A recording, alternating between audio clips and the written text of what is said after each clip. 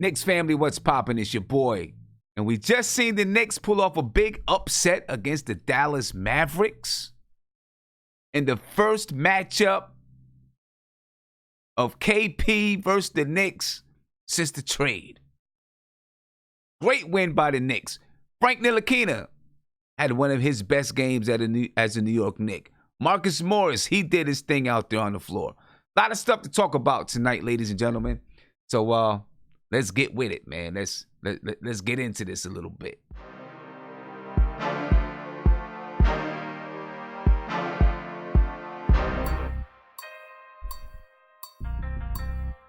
That's the thing.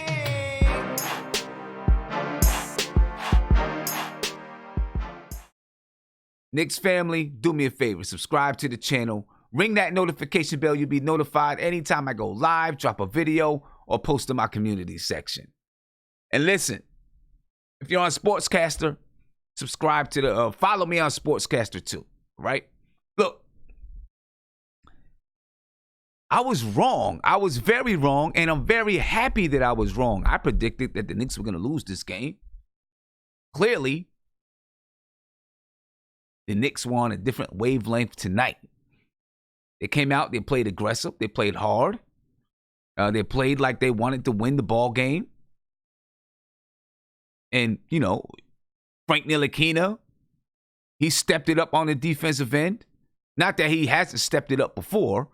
You know, Frank Ntilikina always comes out and plays defense, but Frank Ntilikina really played some defense tonight. I mean, he had me screaming and hollering and yelling, scaring my dogs all over the place because he was playing some really good defense tonight. Marcus Morris, of course, Marcus Morris was, you know, hitting some big shots.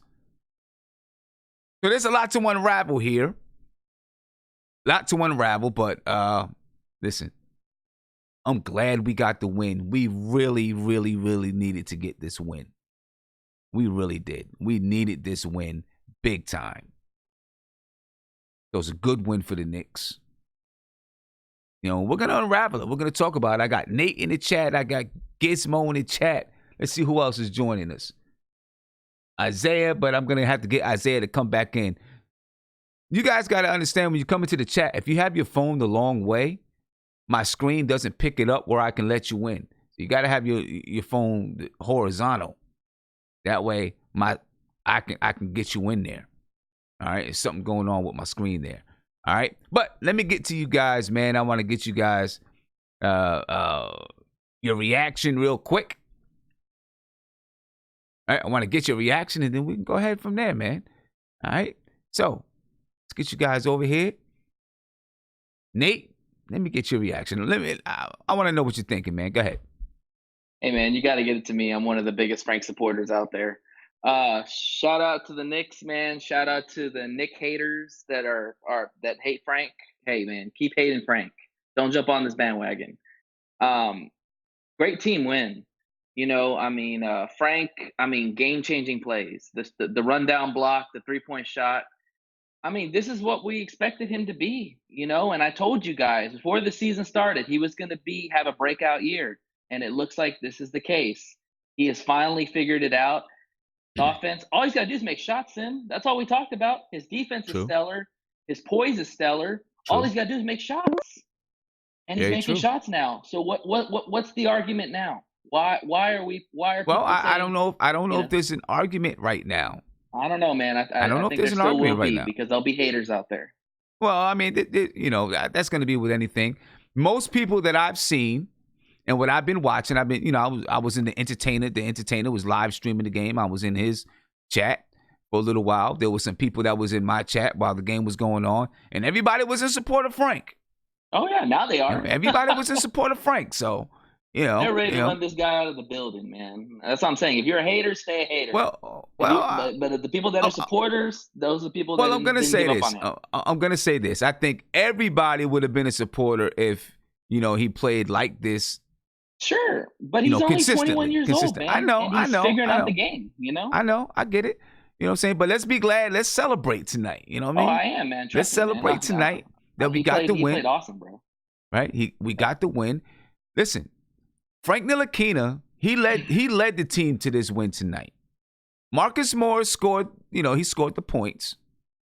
But Frank Ntilikina led the team to this win tonight. Marcus Morris was our You know what I clutch mean? player tonight because Barrett was not anywhere to be found tonight. He had Yeah. a rookie game, and that's okay. He's a young guy, but he made passes, he rebounded the ball. I love to see that, man. If you're Yeah. not making your shots, hey, help out in other ways. He had 8 rebounds, I think, and maybe like 4 or 5 assists or something like that. I love to see that out of the young guy. So Yeah. But yeah. Frank led the team. He led with his yeah. defense. He led with his defense. And you can see right now there's a different type of swagger that he's rolling with right now. He's rolling with a different type of swagger. You can see the confidence in his game, the confidence when he's shooting the basketball. And it wasn't always there from Frank. He And didn't Luka always had 8 shoot the turnovers ball. too. Yeah, he didn't always shoot the ball with the same with the confidence that you see Frank shooting the ball with the last 2 games. Let me just say that, the last 2 games. You know what I'm saying? He's not really hesitant. He's recognizing when he's open, and he's shooting the stroke like he knows he's gonna make it. You know what I mean? So, big shout out to Frank for that. For sticking with it and staying with it. And part of it is because over the last, 3, 4, 5 games or whatever it is, he knew he wasn't coming out. Right? He knew that he was going to have to play the basketball game because Elfrid Payton, Dennis Smith Jr. wasn't there. So you could play with a certain level of confidence when you know you don't have to look over your shoulder. He didn't have to look over his shoulder these last few games. So now he's, the last 2 games at least, he's been able to do it defensively and he's been able to do it offensively. These last 2 games, he's been a two-way player. Hopefully he can stay. He can continue to play this way. He's not going to have a hot night every night. We know that. And that's when Fizz, the coaching staff, the fans have to stick with him and stay with it and say, okay, hopefully they see his value over these last 2 games. I know we lost against Detroit, but you're seeing his defensive value. The kid had 3 blocks against Detroit. Tonight, right? He had to play against Luka Doncic. Right? I'm just going to say Luka. He had to play against Luka. That was a tough matchup for him. But he still helped create some turnovers. Like you said, Luka had 8 turnovers tonight. And some of that was due to Frank. Now, Luka averages 5 turnovers a game. Like they were saying in the telecast. But some of those turnovers were due to Frank and his defense. You know what I mean? Getting his hands in there. Active hands. You know what I mean? I'm really proud of Frank tonight. I'm not gonna. I can't even hold it back. Guillermo, man, what's going on with you, bro? Oh, yo, Sim. I got so many feelings on this game, man, both good and bad, man. But bro, I wanna give praise to the players who showed out tonight, man. First and foremost, the guy that we've been banking on, that people like that idiot Knicks podcast thinks I hate, but I've been praising Frank since he got here. Thank you, Frank, because besides his shooting came from confidence. His attacking the basket, that came from confidence. But that defense, bro, I'm not just talking about the blocks and all that. I'm talking about closing out. I'm talking about forcing turnovers. I'm talking about messing up the ball handler's sight of vision. Like I said before, Sim, this game we don't win this game without Frank's defense. We don't win this game period without defense, period. The fact that Frank can come in, and yes, Doncic had a good game. Porzingis still had a good game, but Porzingis had a good game backing down guys and stuff, whatever. Frank's game to get the turnovers in crunch time situations where we had offensive stagnation, to get to make it, all right, now we're back level. All right, they had a little run, steal the ball. Get the back possession. Frank, I don't want to hear nobody talk no ish about Frank. I don't want to hear anybody hate on Frank. F all that. An unsung hero tonight that no one's really talking about, Taj Gibson.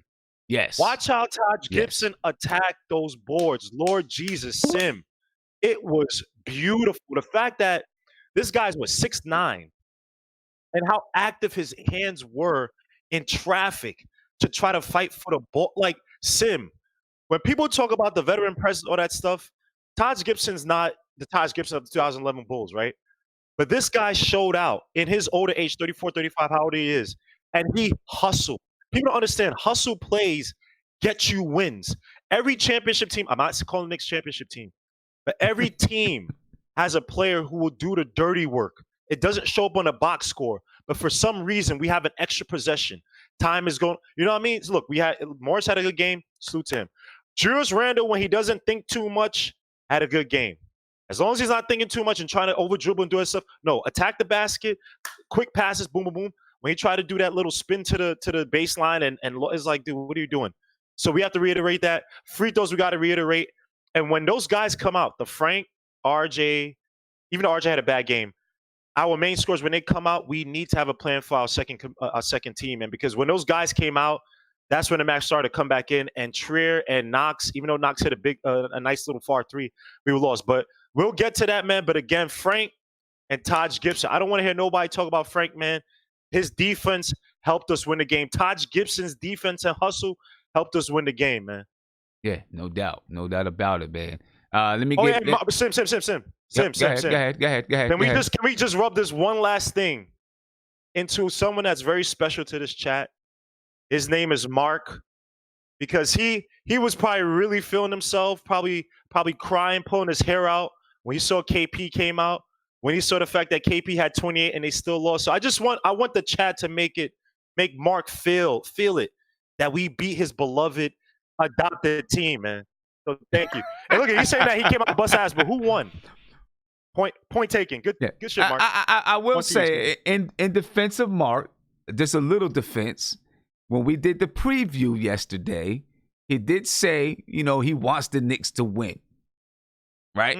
He did. He said, look, I am a KP fan, but I want the Knicks to win. So, because I was asking him who's going to win the game, and he said, I'm torn right now, because basically he was saying, I feel like Dallas is going to win, but I want the Knicks to win, so I'm not going to say anything. Me, I just went out there and said I thought Dallas was going to win the game. I'm so glad that I was wrong. Yeah, same here, man. Very glad that I was wrong. But I will give him that. And I will say this. Well, we'll talk about KP later. All right, let me get around and get everybody's reaction, and then then we'll start breaking down some stuff and talking about some stuff. All right, so let's get that. I might as well go ahead and get Ron Cleveland. Go ahead, Ron Cleveland. What's poppin' with you, bro? We got the OG in the building. Ron Cleveland in the building. Ain't seen him in a while. Man. Yes, sir, man. Go ahead, man. What's up, boy? Frankie, man. That's all I gotta say. I gotta say Frank. That's it, man. Frank. That's it. That's it. That's all we gotta say. All right. Frank had a beautiful game, man. Beautiful game tonight. All right, let me get around. Let me get around and get everybody's reactions real quick. Right? Because I know everybody wants to get theirs in. Isaiah, I'm coming to you real quick. You got yourself muted, man. You're too excited. You don't know what you're doing. You got yourself muted. Yo, Sim. There you go. Sim. Go ahead, man. Let it loose. We not calling it Friday Night Knicks no more. It's Friday Night Nilakina. It's Friday Night Nilakina. How about Friday Night Frank? You got to say it right. Friday Night Frank. It's Friday Night Frank. Friday Night Frank. Okay. Yo, Sim. This is what we talk about when it comes to like Frank with the intangibles, what he does on defense. It gets noticed in the big games. It finally gets noticed when everybody pays attention. This is what Frank been doing. This is beautiful. This is what we do, man. Well, this is the most beautiful thing, I'm gonna stop you right there. I can't say that this is what Frank's been doing, because he hasn't been scoring like this on the offensive side to make himself a threat both ways. So he's been doing it on the defensive end, and especially this season he's been playing well defensively. You know what I'm saying? But he hasn't been doing it on the offensive end. The last 2 games he has. And so let's hope that he can continue to do it on the offensive side. Because if he can be a two-way player the way he was tonight and in the last game, he can be a problem. He can definitely be a problem. All right? Beanie, I'm coming to you, Beanie. What's going on, man? How you feeling, man? I think you got yourself muted, man. I can't hear you. I'll come back to you. Savvy? Yo. Yeah. How you feeling, man? What's good? What's good with you? How you feel about the win? Oh man, oh man. Let me tell you something. Hold on one second. Let me mute these people. Yo, Simeon, let me tell you something right now. Go ahead. Give it to me, bro. I did not want to watch this game. I was afraid to put this game on. It's been hard to watch sometimes. It's been a lot, bro. But tonight, I was just telling Guillermo, Frank Ntilikina was out there looking like Frank Castle. Like Frank Castle on them. He was rough riding out there. I was proud to see it. I love to see it. Oh my goodness. When right at the end there, fourth quarter, Kristaps Porzingis, I believe it was Kristaps Porzingis, or maybe it was Luka. They hit a 3-pointer to tie the game. Frank Ntilikina come right back and takes it. Gives him one right back. Hit him right back. I'm like, yo, let's go. Let's get it, man. Let's go. I love the fight. There was the defensive possession. He gets wrapped up on the switch. He's fighting for the ball. I'm thinking they're going to call a held ball. Okay. The guy dishes back over to his assignment. He switches back over and then goes for the block and tips the ball. I'm like, yo, let's go. Ceaseless effort. That's what I wanted to see from this kid, man. Yeah, that's no all doubt. I wanted to see from this kid. No doubt about it, man. And you know what the Knicks did as a whole tonight? We kept the pace moving. We kept moving. We didn't waste time on possessions. Right. We kept our feet moving. It was guys in motion. We went out there. First play didn't work. Okay, bring it back around. Second play doesn't work. Okay, bring it in. Let this guy go in and finish it at the rim. Okay? Guy goes in, tries to finish it at the rim, bounces off the rim. There's another guy right there waiting for the putback. Taj Gibson. Let's go, Simeon. Let's get it, man. Let's get it. Let me get to some other people, man. Let me get to some other people. All right. City, what's going on, man? Yo, what's going on, Sim? And you got to be feeling good about the win, right? Yeah, yo, I'm happy about the win. I want to say this too. I'm gonna tell you, man. Frank, and don't take it the wrong way. Frank the Prank Nitty did his thing tonight, man. And I only say the prank just because he pranked us. He been shooting bad all season. He came in this game and was efficient. Like, you know what I'm saying? Again, too, Tim, we got to address something that is really terrible with our team, man. Our free throw shooting, bro. Yeah, we're going to get to it. We're going to get to it. I promise you that. We're going to talk about everything. Great W, good win. Let's go. Let's get it. Let's get another win. Let's get another win Sunday because we play. That's what we need. We play the Cavaliers, I believe, Sunday. Yeah. So, you know, we're definitely going to get to that game. Yeah. Because I got a lot of questions I want to ask people, but I'm going to go ahead and get the Mark. Mark. Hello. Quickly, man. You know, let it out there. I had to defend you. I defended you. Hold on. I defended you. Okay. Listen. But go ahead, man. Let it go. No defending me. It's double entree. I got what I want tonight. My guy doing everything on the floor and the dog. What I say yesterday? Why am I upset? Why should I be upset? Just talk about the game. I just want you to talk about the game. That's what I'm saying. Let it loose. Talk about the game. This game goes to Frank, man, because he did what I said Luka has the tendency of doing. He went supernova nut in the last 5 minutes, taking bad shots. Yeah. And Frank on defense was just monster. It was to a point I was like, oh, Frankie boy.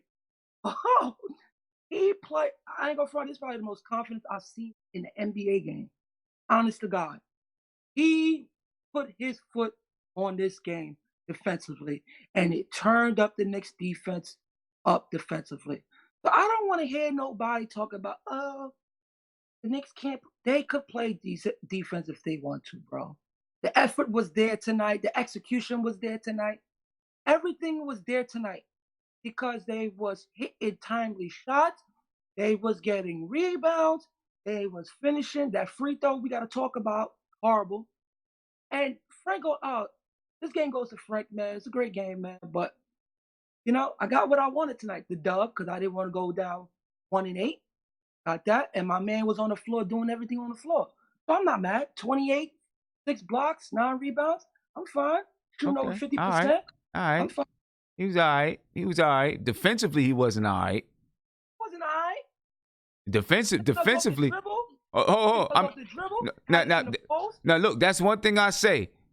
He really added to his game is going off the dribble and being able to finish off the dribble. That was, he impressed me with that tonight. But Marcus Morris was giving him the business. You know what I'm saying? Marcus Morris had a good game. Yeah, but look, everybody always talks about when people would always talk about KP defensively, right? And I was always like, well, blocking shots doesn't have to do with what you do one-on-one. He's not good on the perimeter. Right? And Marcus Morris gave him the business. Marcus Morris gave him the business tonight. But I want to do this, ladies and gentlemen. First of all, subscribe to the channel. Ring that notification bell. You'll be notified anytime I go live, drop a video, or post in my community section. All right? So make sure you subscribe to the channel right now. All right? And ring that notification bell. I want to quickly recap the game, take a look at some of the stats behind the game. Again, the New York Knicks pulled off a nice win in Dallas. And I don't think most of us did not believe that the Knicks were going to pull off this win, but they did. And I'm proud of this win. I'm not going to lie. I'm pretty proud of this win. So let's take a look at let's break down the game a little bit, and then I want to get into some topics and talk about some topics. Some things to talk about with the game. So let's take a look at the game. All right, the Knicks won the first quarter 36-28. They came out and played desperate. If you had a chance to go back, if you had a chance to watch the game preview that I did yesterday, one of the things that I said the Knicks have to do is play desperate and play with some urgency. And that's what they did. They came out and they played desperate. They played with urgency. They played like they needed a win. And they went out and got one. They won the first quarter 36-28. In the second quarter, Alonzo Trier, Damian Dotson, they came in for R.J. Barrett and Frank Ntilikina. And I thought they did a decent enough job handling the minutes that they had, right, to help Frank Ntilikina, help R.J. Barrett get some rest, right, because Frank Ntilikina was all over the place defensively. I'm pretty sure he needed a few minutes off the floor so he can catch his breath, get some energy back, and then get back out there on the floor. All right, so the Knicks went into the half up 4. Right? Went into the half up 4. And I'm thinking to myself, at this moment, okay, we've seen this before. We've been here before. Right? We've been here before. We're up at the half and we lose it in the third. We can't finish down the stretch. So I'm thinking to myself and I'm wondering to myself, can they keep this up? Can they continue to play the way that they've been playing, where they came out in the third quarter? Now the game got tighter on both sides. The game got tighter on both sides. Right? Dallas was playing tougher defense. The Knicks were playing tougher defense. Both teams scored 23. All right, so the Knicks going to the fourth quarter up 4. And now, fourth quarter comes. The question that was on everybody's mind, including mine, is, will the Knicks be able to close this game out? Another game where we had a double-digit lead. Will we be able to close it out? And it got a little bit shaky in that fourth quarter. I think the Mavs went up by 1, maybe 2 points. Got a little bit shaky. But the Knicks wasn't trying to fold tonight. They were playing desperate. They wasn't trying to fold tonight. They took it in that fourth quarter. Right? Frank Ntilikina played very well tonight. Defensive stop after defensive stop. one of the biggest plays of the night for Frank Ntilikina is he got a block on one end, came down and hit the three on the other end. Big plays from Frank Ntilikina tonight. Big shots from Frank Ntilikina tonight. All right, everybody contributed to this win. Even RJ Barrett, who had an off game, contributed to this win. Julius Randle, he contributed to the win. He got a key rebound in the end. After RJ Barrett missed both free throws, Julius Randle got a key rebound to help secure the game for the Knicks. Everybody contributed to this win. A very good win. All right, let's take a look at some more numbers, ladies and gentlemen. For the game, the Knicks' biggest lead was 12. The Mavs' biggest lead was 4. The game was tied 7 times. The longest run was 11. The lead changed 9 times. For the night, the Knicks did it the gritty way. They still did it the gritty way, ladies and gentlemen. All right, they only shot 41.6% from the field, 50% from 3. All right, they were 58.1% from the free throw line. That is terrible. As a matter of fact, that terrible free throw percentage almost lost us the game, folks. It really did. But they played scrappy tonight. They played scrappy. They played desperate, like I said. The Mavs shot 41.1% from the field. They shot 31.8% from 3. They made their free throws. They only shot 17 of them, but they were 82.4% from the free throw line. They were 14 for 17. The Knicks won the rebounding battle, which they needed to do. If you're not going to be a good shooting team, you got to win the rebounding battle. The Knicks won the rebounding battle tonight, 56-47. Right? They had 14 offensive rebounds, 42 defensive rebounds. The Knicks had 19 assists, 9 steals, 3 blocks, and 12 turnovers.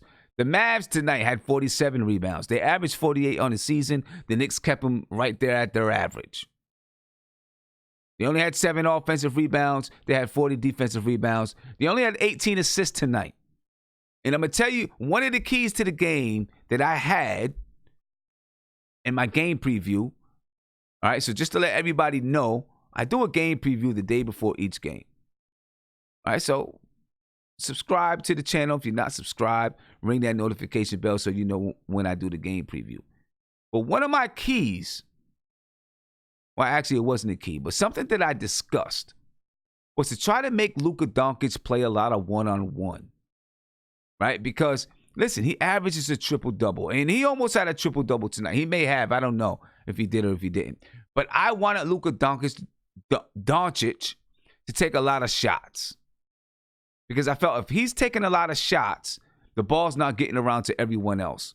And I think with Frank Ntilikina pressing him up full court, right? There were a lot of times Frank Ntilikina was pressing him up full court. It enticed Luka to go one-on-one. So you see the assist numbers were down for the Mavs tonight. They came into this game averaging 24 assists per game. They only had 19 tonight. They had 1 steal, 9 blocks, 13 turnovers. Right? By making Luka shoot the ball more, making him go one-on-one, trying to force him to go one-on-one, it made their offense one-dimensional. The Knicks did a good job of keeping their offense, kind of one-dimensional. It was Luka, it was KP. Now, KP got a lot of open threes. The Knicks are still giving up open threes. And KP was hot tonight, so he was knocking those threes down. You know what I'm saying? So, that's something we still have to work on. But I'm basking in the glory tonight. I'm basking in this win tonight. You know what I'm saying? I'm basking in the win. Let's take a look at the box score of the game. All right, we'll of course, we're going to start with the Knicks. Okay, Marcus Morris led the team tonight. Marcus Morris played 40 minutes. He had 29 points. He was 10 for 22 from the field for 45.5%. Marcus Morris was the man tonight. Marcus Morris is establishing himself as the leader of the team. Now, is Marcus Morris the type of guy that's going to take you to the promised land? Probably not. But he's establishing himself for this team as the leader. Right? The emotional leader, And I get upset sometimes with some of the shots that he takes. I get upset when he lets his emotions get out of hand. I know that I do. But I can't deny it. Marcus Morris is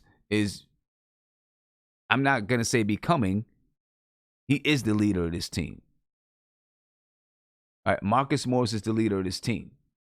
You know, when we need a bucket, he's the guy that I feel most comfortable with the ball in his hands. And sometimes he takes bad shots. I'm not saying he doesn't. Right, but so far, barring a couple of games where he was pretty bad, he's really been able to come through for us. All right, so Marcus Morris, again, tonight he had 29 points. He had 9 rebounds, 3 assists. He had 2 turnovers, 1 steal. All right, Julius Randle. You know, he did a few questionable things tonight, but he ended up turning in a pretty good basketball game for the Knicks. I'd like to see him get on the boards a little bit more, but what, he had 8 rebounds. Well, never mind. I don't know. I thought maybe it was a little bit less, but he ended up with 8. Had 1 big rebound at the end of the game to really help seal the deal for the Knicks. Julius Randle tonight, 21 points. He was 7 for 16 from the field. That's 43.8%. He was 2 for 8 from 3. You know, hopefully he's going to get better shooting from 3. He was 2 for 8. He had 8 rebounds, 4 assists, and 4 turnovers. All right, but he had a couple of key plays for us. He had a couple of dodo turnovers, but he had a couple of key plays for us to help us seal this win. Taj Gibson was big for us tonight. He was huge. Like Guillermo said, Taj Gibson was an unsung hero tonight. He was an unsung hero. Just little things that he did on the floor. All the way down to one of the biggest buckets that Julius Randle made tonight was called by Taj Gibson. And at first I was like, what is Julius Randle doing? Frank Ntilikina was calling for the basketball, and Julius Randle waved them off. Said, no, I got it. Why? Because Taj Gibson was saying, you got the mismatch, go get it. And he went down and he scored 2 points, 2 big points to help secure the victory. RJ Barrett had a rare off night or bad night. He only took 9 shots. He was 1 for 9 from the field. He only had 3 points, 1 for 6 from the free throw line. But he did have 8 rebounds and 4 assists. And like Nate was saying, you really like the fact that when RJ Barrett is not scoring, he does other things to contribute. 8 rebounds and 4 assists. That's doing more things to contribute to the game. Now, the entire team's got to get their free throw shooting together, but RJ Barrett, you know, he's really got to work on that free throw shooting. He was 1 for 6. He missed 2 big free throws down the stretch of the game, 2 big ones. So did Taj Gibson. We're gonna talk about these free throws and what is it? Why are they missing so many free throws? But let's finish going over the box scores. Frank Ntilikina had a big game tonight. Of course, we know he did it defensively. Right, but he had 14 points. He shot 41.7% from the field. He was 4 for 5 from 3. He had 6 rebounds, 4 assists, 1 turnover, and 4 steals. He also had 3 blocks. Frank Ntilikina is doing a lot of things defensively. You know, people argue whether or not he's the glove. He's like Gary Payton the glove. Defensively, Frank Ntilikina is like Gary Payton the glove. From what we've seen the last 2 games, you know, Frank Ntilikina, he's an elite defender, man. This kid he's an elite defender in his league. And I'm going to get people that want to, you know, push back and argue with me. It's all good. But he's an elite defender. That kid can play some defense. Bobby Portis, he played 14 minutes tonight. He had 6 rebounds. 6 points and 3 rebounds. I'm sorry. Bobby Portis had 14 points. He played 24 minutes. He had 14 points and 12 rebounds. I was wondering, like, wait a minute. Bobby Portis was cooking. Bobby Portis, he was another one of those unsung hero guys, you know, in that when the Knicks were building an 11, 12-point lead, Bobby Portis was a spark plug for that, right? And, if you listen to Coach Fizdale earlier in the day, one thing he did say is that he's trying to cement a role for Bobby Portis, that he's coming off the bench. One of the reasons that he started Taj Gibson in lieu of Mitchell Robinson, who's out with a concussion. Now, if you check out my game preview, I wasn't sure if he was going to start Taj Gibson or Bobby Portis, but I said that I would have started Taj Gibson. I'm not trying to toot my own horn. I'm just saying, because I want you to go watch the game previews, because we talk about some good stuff there. All right, so Bobby Portis, again, had 14 points, 12 rebounds tonight. 1 assist, 1 turnover, 1 steal. Kevin Knox, he played 14 minutes. He had 6 points, 3 rebounds, 1 big 3 in that fourth quarter. Damian Dotson, Alonzo Trier, he played 16 minutes. He had 4 points, 2 assists. I still think that Damian Dotson, even in Alonzo Trier, they played some good minutes in that first half. To really help give Frank Ntilikina and RJ Barrett a breather in that second quarter. I think that was good for both of those guys. Now, Frank Ntilikina still ended up playing 37 minutes. RJ Barrett still ended up playing 34 minutes. But it was really good for those guys to get that breather in that second quarter, when neither one of those guys had to be on the floor, and the Knicks still maintained the lead. All right, no other players played tonight. Wayne Ellington found himself on the bench. He just hasn't been hitting threes, and if he's not hitting threes, what else is he going to do? That's his job. That's his role, to knock down threes. And if he's not doing it, what else is he going to do? So, a lot of stuff to talk about. Let me get to a couple of phone calls. You guys call in, man, 516-405-2246. Let me get to a phone call. Caller, you're on live with Nothing But Knicks. What's popping? What's going on, man? I'm calling from Dallas, first of all, man. Okay, all right. You're calling from Dallas. Are you a Knicks fan or you a Dallas fan? I'm a Dallas fan, man. But all right. I just wanted to call and congratulate y'all, man. Oh, well, we appreciate that. I called last year when the trade happened. And I just want to say, man, I'm happy y'all won, but y'all going to have a rough year, man. But y'all won that game on being physical, man. Mm-hmm. And you stopped Luka from getting to his spots on the floor because, y'all pick and roll defense was really good today. Yeah. And, you was being physical with it. Right. But, we're hoping, Logan, we're hoping that this is a springboard for us. That this is a springboard game that's going to push us. We got what you, what you might want to call a soft spot in our schedule. If the Knicks have a soft spot, this would be one of the soft spots in our schedule. You know what I'm saying? So we have Cleveland coming up. We got to play Chicago. We got to play some teams that don't look like they're going to be playoff teams. We're hoping we can try to put together some wins, because then we got a really rough stretch coming up. Hey, in my book, this was a guaranteed win because, y'all ain't playing, too well. But truth is, Mavericks ain't been playing well. And like I said, our 2 best players, they had good games, but our problem is that third spot. Everybody else kind of on the same level after our 1 and 2 guys.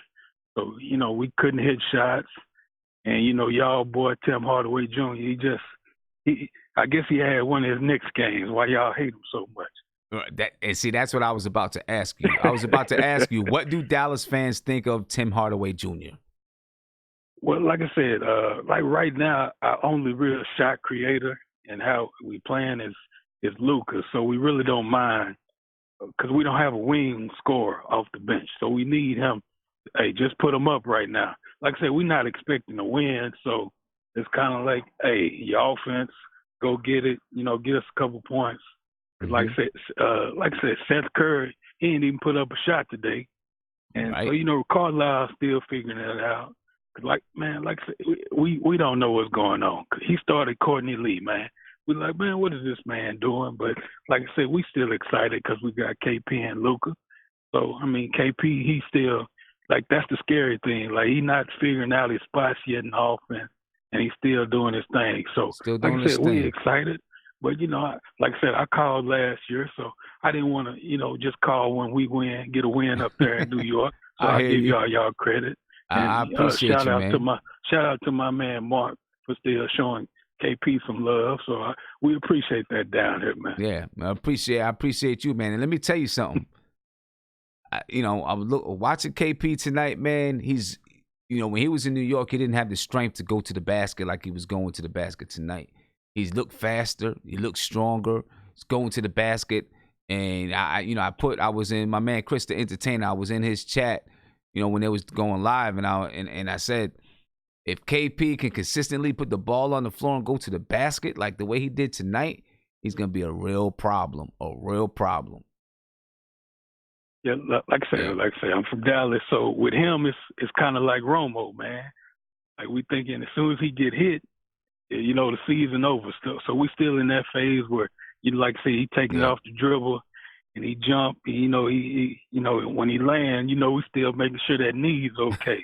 Right. So we still in our honeymoon phase, man. But we're excited down there, man. So I just wanted to call and say I enjoy y'all show, even though.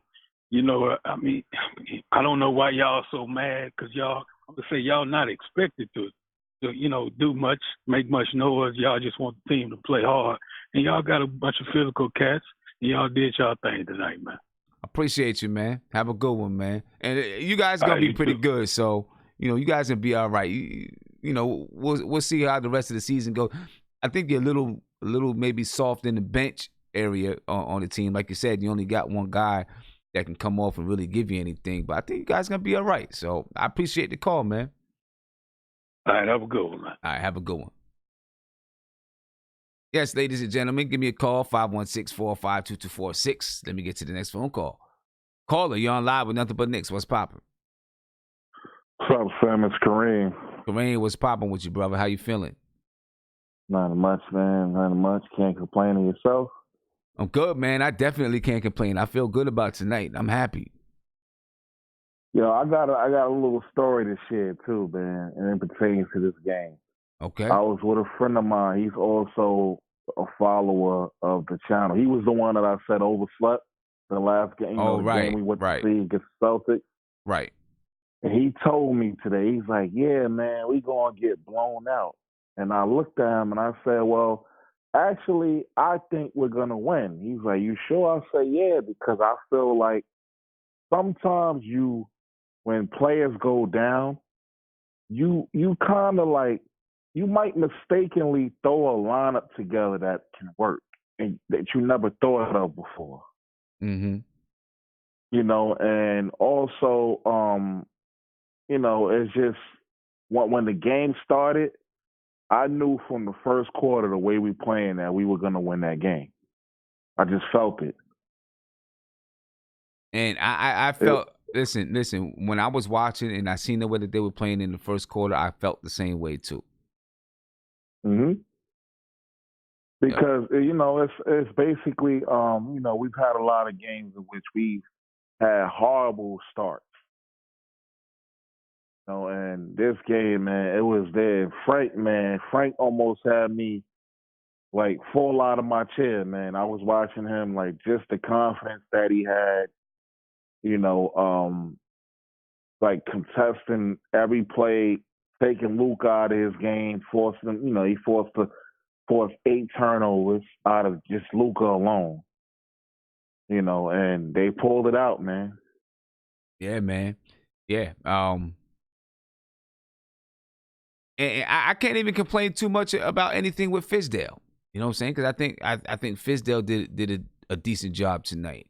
You know what I mean? And especially with, guys that he didn't play, like Wayne Ellington, saying, okay, you know what? I'm going to take this guy out the lineup because he's not producing. He's not doing what we need him to do.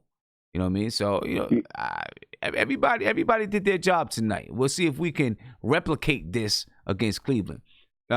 My question to you, and I want to get around and really start asking some questions now. Has Frank Ntilikina done enough now to cement his spot as the starting point guard? Yes. Yes. You know what I always said about Frank, and he's kind of like got the last part of what he needed, and that's confidence. Mm-hmm. The lack of confidence, was basically a direct reflection of the game he's been playing the last couple years. So now I feel like the confidence is there with him, and I feel like it's only uphill. We're going to see a lot more from this kid. I hope so, I feel man. like we're going to go on a win streak, man. Okay. Hey, we need to go on a win streak. Definitely need to go on a win streak. 2-7. Yeah, this is a potential playoff team that we beat. Yeah. I mean, listen, we're 2-7, but we got Cleveland up next. We're gonna play them again in the Garden, so they're gonna be. And that's not even that far away either, right? No, that's just like the next, week and a half, right? In a week and a half or whatever it is. Yeah, we're gonna take a look at the schedule a little bit later. Yeah. So I was trying to join the video chat too. Okay. All right. I got you. I'll get you in there. Yeah. All right. I appreciate it. All right. No doubt. Let me give a shout out to a couple of people with the super chats. My man Chester Chetnick Nason, thank you for the super chat. He said, I'm happy. I'm happy with you, brother. I feel real good. I'm happy with you. Mighty Knicks, he said, I lost the bet to It's Me. I'm still Ivan KP Drago. I mean, Mighty, it's cool. KP played well. I'm going to give it to him. He played well. Shout out to Busy AL39. Said, let's go, Frank. Let's go, Knicks. I was wrong when I told my brother Kareem we'd get stomped by Dallas tonight. I never been so happy to be wrong. Kareem, you called it. Shout out to the chat. Let's get it. No doubt. Kareem was just on the phone, man. Big shout out to him. He called it. And then It's Me. Thank you for the super chat. He said, Marty is a man of his word. When Frank gets consistent minutes, this is what you get. And I want to appreciate you guys for the super chats, man. I really appreciate you guys' support. Everybody that's in here, I appreciate you guys' support for always being here with me. You know what I'm saying? Sometimes it's 1, 2, 3 o'clock in the morning, man, and you guys are rocking with me. So I really appreciate you guys. Thank you. And I don't know. Let me know. I feel like I'm looking at myself on the screen, and it looks like the sound is a little bit off. It's a little bit off. You know what I'm saying? So let me know if it's a little bit off. There's nothing I can do about it now, but I might have to fix it. Caller, you're on live with Nothing But Knicks. What's popping? What's popping, Sim? I'm good, man. West calling from Long Island. What's going on with you, brother? How you feel? I feel great, man. It's a beautiful night, man. It's a beautiful night. I just stuck into work. Now I get to work. I'm flowing on cloud 9. Coming off this win right here on Frank's back. But, yo, I want to say something now. I haven't heard anybody mention, right? So, essentially what Frank did tonight, right, for an organization that has mismanaged his career and shitted on him every opportunity they got, put other point guards in front of him who weren't worthy. They didn't want to give this guy any playing time, despite the fact that he outplayed both point guards in the preseason clearly, and it cost us 3 wins this year. An organization that would have been straight up clowned and slandered come Monday morning, Steve Mills and Scott Perry, had Frank not came out and showed out and saved those guys' jobs perhaps and reputation, right? Mm-hmm. Because there would have been so much public scrutiny and just the eye on them, like how stupid of an organization is this? Why did they trade KP? Look what he came out and did, yada, yada, yada. But Frank came out on a night that the organization needed him to come out to save face, and he came out and played for them. So they need to get down and bow down and first of all apologize to him and then thank him and then let this man start for the rest of the season and really see what his potential is at. Because we didn't spend 2 years slandering around, playing other dudes, shitting on them for no reason, any chance they get. And then I've been hearing people say he can't run the pick and roll, he can't break nobody down off the dribble, all the things that he's fully capable of doing. I'm not saying all of a sudden he's an elite point guard, but everything that he's doing tonight, all the Frank quote unquote stands that we know the game of basketball. When I see a dude like Guillermo arguing with some fool who's telling him that Frank can't play, you know what I mean? And Guillermo has to explain himself to these idiots. Like, it's crazy, man, the amount of And tonight, I'm just so happy for Frank that it's all 100% validated. I'm happy for myself too, because a lot of guys are feeling stupid right now. You know what I mean? So I I feel just you. want to start off by saying that, like, Frank really made this franchise. He saved face tonight by his performance, and he opened up even more eyes if he hasn't opened up more eyes. This guy is a problem. Luka Doncic didn't want no smoke with Frank. Seen at the last play of the game, he was pulling up from damn near half court. He ain't want to dribble against Frank. Frank, his defense was improving as the game progressed, right? So Hmm. that's a beautiful thing. Now, another thing I want to touch on. Now, I don't want to be a negative Nancy, but this is a game that we should have won by more than 3 points. I think that it was a lot of poor coaching decisions as to why we lost. I mean, we only won by 3 points, right? I think Fizz had 2 timeouts left at the end of the game. At the end of the third quarter, when the Mavericks started going on a run, right? I think they went on like a 14-4 run. He hadn't Hmm. called a timeout from the third quarter into the fourth quarter up until Dallas came and took the lead. He called no timeouts. He didn't know how to stop their momentum. At the end of the game, when you inbound the ball and you have somebody running the backcourt, why in the hell would he have Taj Gibson? What in your mind would make you have Taj Gibson run into the backcourt to be the guy to get the ball to go on the free throw line and shoot 2 free throws as if he's a elite free throw shooter? You see Kyrie running the back. You see Kimber running the back. You should have had Marcus Morris or one of our better free throw shooters running to the backcourt. So he almost lost the game for us. But in spite of all of that, I'm still super happy. I'm hoping that we could build off of this win. Yeah. I think we can, because if you look at our 9 games, I know those 2 blowouts made us feel really, really crappy, but there's been more good than bad. There's been more quarters that we showed up than not. There's been more quarters that we played good defense than we didn't. So I feel like we can really build on this win. We have potential to play solid competitive basketball. Wherever that takes us, we'll see. But I'm glad these guys showed up tonight. I'm hoping we could build on it. Yeah, me too, man. If we can build on it, we haven't won 2 in a row yet. So if we can build on it, win 2 games in a row, and then take it from there, man. And hopefully this thing can snowball. Listen, we had 8 games in what I considered a soft spot in our schedule, at least based on the games we played before we got to playing. Who do we play? Sacramento and Detroit. And this little stretch here, and then the games that we're going to be playing afterwards. And I was like, I wanted us to go 6-2. That's where I was. Let's go 6-2 in this stretch. So at this point, 6-2 would have got us to 500. At this point, we got to win 5 more games in this stretch. I'm not saying it's impossible. Hopefully this is the springboard, to us putting together some victories. And then Who's our next 5 opponents? Let me see. I know we got Dallas coming up. We got a game on Sunday. Yeah, so Sunday, Cleveland, right? Sunday we play Cleveland. I'm about to pull up the next few opponents now. Give me a second. But yeah, Sunday we play Cleveland, and Cleveland right now is, they are Cleveland is 3-5, so they're not horrible.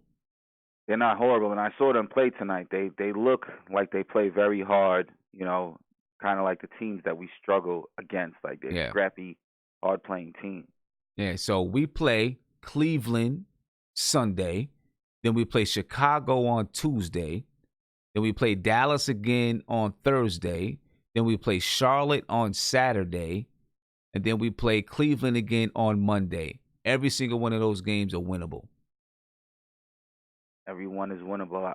I'll take 4 out of the 5, But if we can get 5 wins, man, I feel like the entire, our season will be turned around. That's why I was saying, I don't think I called in, but I was trying to call in. The lines was crazy busy. But as much as I criticize Fizz, I'm definitely not ready to fire Fizz. Definitely not. I mean, it would just be erratic, crazy, chaotic decisions to fire a guy after 7 or 8 games played into the season, and you have a piss poor roster. And I heard you saying, would another coach have us with how many more wins? I say Fizz caused us 3 wins. I'm gonna say that. Okay. But with 3 wins here and there in a scope of 82 games, we're not really a good team. So we gotta buckle down. Let him coach. You know what I mean? Try and get players in the right position. Wait till he gets a full roster, and they get some continuity going. And nights like this give us hope that we can have something moving something forward. can And happen. RJ played pretty bad. He played If bad tonight. RJ played well, that we looking at not even a close game tonight. So Yeah. got to get everybody clicking on all cylinders, and we got to get the ball the hell out of Julius Randle's hands because still a bug out. Still a bug out. I don't trust him. All right, man. Hey, I appreciate the call, Wes, man. Yes, Appreciate sir. the call. God bless, I know I got a bunch of people trying to get in here, so we got the next one right up. Caller, you on live with Nothing But Knicks. What's popping? Hey, Sims. Hey, what's going on with you? What's up with you, brother? How you feeling? Can you do me a favor? Can you turn that down in the back, please? Looking at 94 games. Yeah, I got you. Yeah. Turn that all the way off. Hey, yeah, I'm back. All right, man. Hey, So a good win. Good what win. You think about it? First of all, number one, I'm just happy that we got the win. You know what I'm saying? There's obviously some things that we got to fix in the game. You know what I mean? But my question to you is Frank Ntilikina now has he cemented himself as the bona fide starting point guard? Hey, look, you seen my interview on Nick and Velli. I already said it. He's the one that you need to keep. That's the one right there that he came along so young with us, and he went through. Look, the last caller, I think it was the caller before, he put it right there. He saved the New York Post back page, because I bet you they already had it printed about what they thought Porzingis was going to do, what we should have done, and everything. And this guy, the Prince, done showed him. He said, look, this is what it's all about. Now, look, he played a hell of a game. Mm-hmm. Like they said, that was probably one of his best games he ever played. And Fizdale, what I agree with the last caller was, he played everybody. He said all hands on deck. It was a couple of little slippage on the coaching then, but he left them out there like, yo, to sink or swim. And I think that the whole team gained confidence off of this game. And they might have been looking forward to this game all week. That's why we lost to Detroit, because they put up an effort on both ends. Everybody who came in, when they came in, they contributed in a way. What he played, 9 or 10 guys today? Let me see. Today, I'll tell you right now how many guys played. 1, 2, 3, 4, 5, 6, 7, 8 guys, 9 guys played today. The only 2 people that didn't play was Wayne Ellington and Iggy. Wayne can stay where he at. He's just like, unless he's in the set offense, I'm not going to even say that. He has to know where his shots is at and when he's coming off a pick, but he can shoot so well that he takes any shot. And the leader of the team, I don't care how much money they gave Randall, the leader of the team is Morris. We got to live with that. By far. Fizdale said it today, but Fizdale only said what the team believes. Right. It's not up to him to determine who's the team leader. It's up to those players. And they looking to Morris. They really are looking to Morris. So let me ask you. Let me ask you this. Go ahead, say. I want to ask you this about Marcus Morris. Okay. I agree. Marcus Morris is definitely the team leader. He's the spiritual leader. He brings the energy. He's the guy that everybody's going to respect because he just has that type of personality. Okay. So far this season, Marcus Morris, he's shooting 43.3% from the field. He's shooting 48% from 3. He's averaging 19.1 points per game, 5.7 rebounds. That was coming into tonight. After tonight, he scored 29 points tonight on 45.5% shooting. So his average will probably go up to 21 points or 22 points or something like that. Is Marcus Morris going to continue to play like this throughout the season? And if he does, If he ends up averaging 23 points and six rebounds a game, what do we do? Do we trade him while his value is high? Or do we keep him and say he's a really, really big piece for us going forward? What do we do? I say we keep him. I keep him, and I'll look for something along the lines where Randall can land in the soft spot and shoot Knox to the 4, because he's going to get older and he's going to get bigger, and he can shoot. So I don't think that we lose in either way keeping him. I really don't think that we will lose in either, or we can even keep Randall for 2 years. But we'll shoot him towards the bench, because right now, from the way that I see players and the way that I see players play, Randall is going to be all right if he can get rid of those turnovers. And he needs to watch, and it's crazy that I need to say this, he needs to watch Zion, what Zion a point of attack is. I think that he starts out too far. And by the time he gets to the paint, he's a bowling ball. And he doesn't know what to do when he gets that close. Okay. He's going to run you over, or he's going to get stripped. He's the only one on the team that I think when you showed the stats, he had 4 assists and 4 turnovers. Right. Even though RJ didn't play as one of RJ games, he only had 1 turnover and 4 assists. Right. So he can hurt. He can hurt. I think he can hurt you more than any player on the team that we're paying money to. I think that Randall can help you more, but he can also hurt you more. Okay. Now the thing I'll say about Randall, you were talking about that he does. You were talking about Randall starting far out. One of the things with Randall though is, when he's getting that, you want Randall going downhill. That's when he's going to be at his best. So that's part of the reason why you see him getting the ball out high and trying but not in the half court set. No, now, of course not in the half court set. And he's kicking it on the wing, I don't have no problem giving it to Randall then. But when you get in the half court set and he's at the 3 and he's going through his legs and he's trying to make a move, I agree. He's going to barrel over 2 or 3 people before he gets to the rim. Yeah, I agree. That's just what he's been doing. I agree with you there. We want to get Randall on the move and we want to get him the ball on the move, get him in motion, and get him going downhill. That's when he's going to be the best. Yeah, he can't do the same thing in a halfway set. He kills us with that. He turns the ball over most of the time in that situation, and he needs another shot. He needs to be able to get that ball in the post, go over left shoulder, go over right shoulder right quick, without even putting the ball, without even the double team coming. And he doesn't have that. He needs to be able, and Bobby Portis also. As soon as you get that ball in the post, catch it, come over one shoulder, the right shoulder, left shoulder. Yeah. Basic drill before the double team comes, especially if you can't react to the double team. Because once it gets there, you don't even know where to throw the ball at. Yeah. You're throwing it away. You, man. Or they're taking it from you.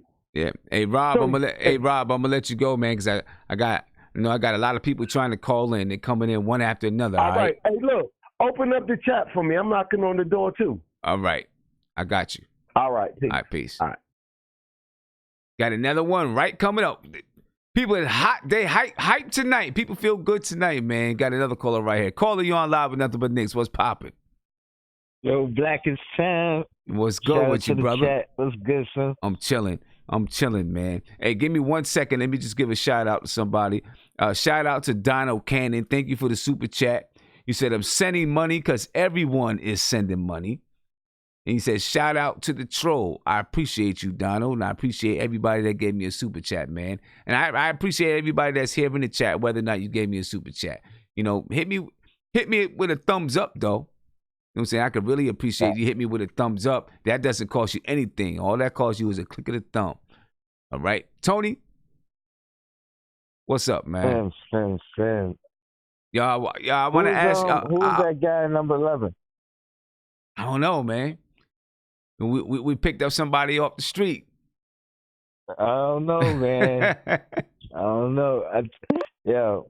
What I say? He just got to get aggressive. Yeah, he's playing with confidence, man. He's playing with confidence. Let me ask you something. I want to ask you the same thing I asked Rob the Nick. Marcus Morris right now is averaging 19 points. After tonight, he's probably averaging about 22 points per game, right? 6 rebounds. If he continues to play like this throughout the season, what do we do with him?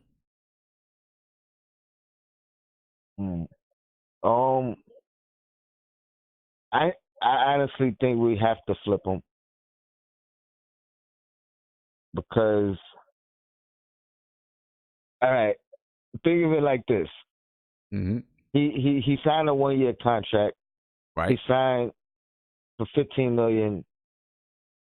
You know, turned down the money that San Antonio was giving him, which is what, 20 over 2. Yeah. It Something was like that. 10 million a He got year. extra $5 $10 million a million year. It was this 10 million a year. year. Right. And bet on himself, right?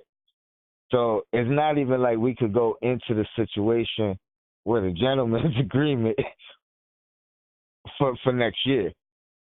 So keeping him is only for the end of the year, and then it's a whole new negotiation next year.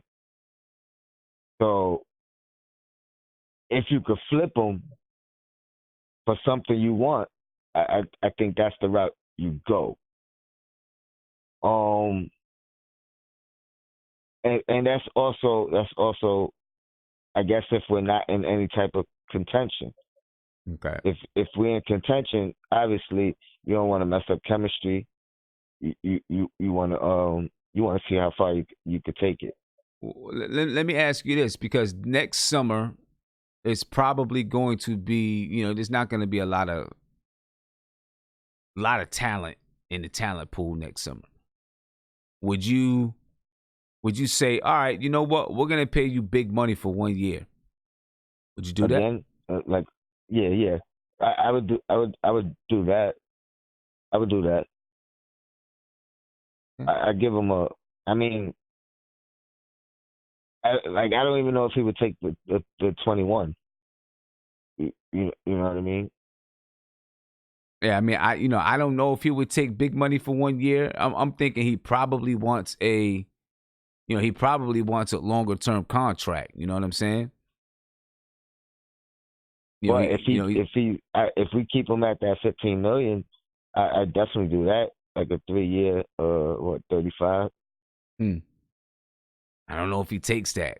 I don't know if he takes that, man. I think he wants to get paid, man. I think he's gonna want to get paid, especially if he can have a career year. He's gonna be looking to get paid out there. That's gonna be something to pay attention to and watch. I agree, but it all depends on what we do, because a career year on a losing team really it loses value. That's true. You know what I mean? So it's all about winning. So I think if we're winning, we keep them. If we're not winning, we flip them, just because it's a whole negotiation next year. Obviously, if you're trading him, you're trading him for something you want. You're not just trading him for, you know what I mean? Yeah. Taking back a bad contract. Okay. Or whatever the case. Let's talk about Taj Gibson a little bit, because I like what Taj Gibson gave us tonight. Right. I don't know how long Mitch Robinson is going to be out. Mitch Robinson might be out at least another week. That's what I'm thinking. In which, during that time, I'm pretty sure that Taj Gibson is probably going to be the starting center, because Fizdale wants to bring Bobby Portis off the bench. But when Mitch comes back, see, I like some of the things that Taj Gibson brings to the team. You know what I mean? He sets good screens. He understands the situation of a basketball game because he's been there. He just, he gets it and knows what to do. He's able to see certain things, and he has the respect on the floor. Like I said, He called out for Julius Randle to take advantage of a mismatch. You know what I'm saying? That comes from your basketball IQ. And then having the respect for other players to say, oh, Todd said to do this, I'm going to go do it, right? You need that on the floor. Obviously, he doesn't bring the same type of defense he used to bring. You know, he's older. But do you see him when Mitch comes back still getting some burn? Because I think his, what he brings to the table really showed tonight. I told you I'd rather start Taj and have Mitch come off the bench for the simple fact he doesn't command a lot of minutes. He can start and still play 15 minutes a game, 10 minutes a game, and he ain't gonna complain. He's gonna do his job. He's gonna come in as needed. So I wouldn't even be mad if he continued to start when Mitch is back. Yeah, when Mitch gets back, it'll give Mitch a little bit of time to read the game. You know, from the bench, it'll potentially keep him out of foul trouble for the duration of the game. And maybe work your way back into the starting lineup. As the season progresses. Same thing with your other question you asked about Frank. I think he's the starting point guard, at least for the immediate future. I'm not gonna say he earned it from his play, tonight per se. But you don't want to come back and start someone else coming off injury, coming off an injury or coming off a absence. Right. So yeah, you gotta rock with Frank, and hopefully he continues to progress and play like tonight. Tonight was by far his best game as a Knick. Yeah. By far, aggression, defensive. He played he does that, plays multiple positions. But he got 3 blocks tonight. Led the team in blocks. Yep. Made it difficult on Luka, which to me was like the greatest thing to see. Because Luka's Luka is a monster, he's starting to make it. So yeah, for Frank to hold his own against him. Yeah, Luka's a monster. I even seen him go up against KP tonight. Yeah, he did. And then attacked him at the rim, which I think that right there started boosted his confidence all the way. Because if you watch how the entire team reacted to the dunk attempt, I don't think he's ever felt that from everybody. The coaching staff, the team, every player, they was all hugging him, grabbing him, cheering him. He came at KP on that joint. He came at him and tried to yam on him for real. So, that's a good sign, man. That's a good sign for things going forward. He had good eyes on the floor. He had good control of the offense. Obviously, he did it on the defensive side, and he wasn't afraid to shoot.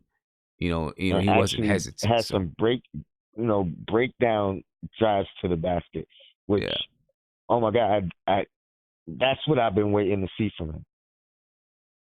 He rarely ever I would guarantee if somebody was monitoring how many dribbles he's taken in a game, this is by far the most dribbles he's taken in a game. Probably so. Yep. Well, hey Tony, man, I know I got a lot of people trying to call in, man. So your phone line is on fire. I've been trying to get in for the last 3 streams. Yeah. I haven't even been able to get back to the video chat because there's a lot of people calling in. So I'm gonna try to get to all these phone calls tonight. No doubt. All right, man. Blackest time. Shout out to the chat. Keep doing your thing, son. Peace. Yes, ladies and gentlemen, and here we go. We got the next one on the line. Caller, you're on live with Nothing But Knicks. What's popping? Phone lines is humming tonight, man. So, if you're calling in, be patient. I'm going to get to you. Go ahead, man. Hey, what's up, Sim? What's Good up win with you? tonight. Great win tonight. Great win tonight. Feels good. Definitely. So what you got for me, man? Basically, I liked what I saw tonight. I think this is our lineup. Like, let's cut the bull. So you saw that from opening tip, we're in this game. There wasn't any. I think they got 10 on us. Then we got it back quick. There wasn't any lag. I mean, I like this lineup. I mean, we got to make. You just can't. If you see success, you gotta, ride it. I liked what I saw from Frank. I like what I saw from, everybody got the proper minutes. Only thing I didn't like was I don't like that turnover. The turnovers for Randall. I don't want to see that spin move ever again. I mean. Well, hey, you're gonna see it. You know that, right? You know that, right? You know you're gonna see it. That's part of his game. We might as well get used to it and get used to getting mad about it because we're gonna see it time and time again. That's what he does, man. Yeah. That's what he does. It's just a bona fide turnover. I mean, every other part of his game you can accept.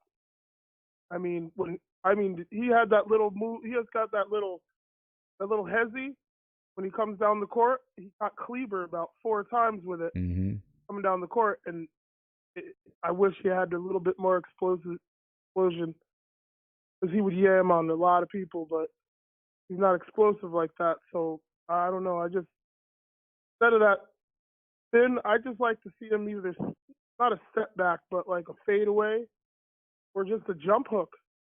I think if he implemented those instead of, trying to go to the hole and lay it up every time, I think he would score a lot more points, and it'd be. I mean, I could live with him going, 5 for 9 or 5 for 10.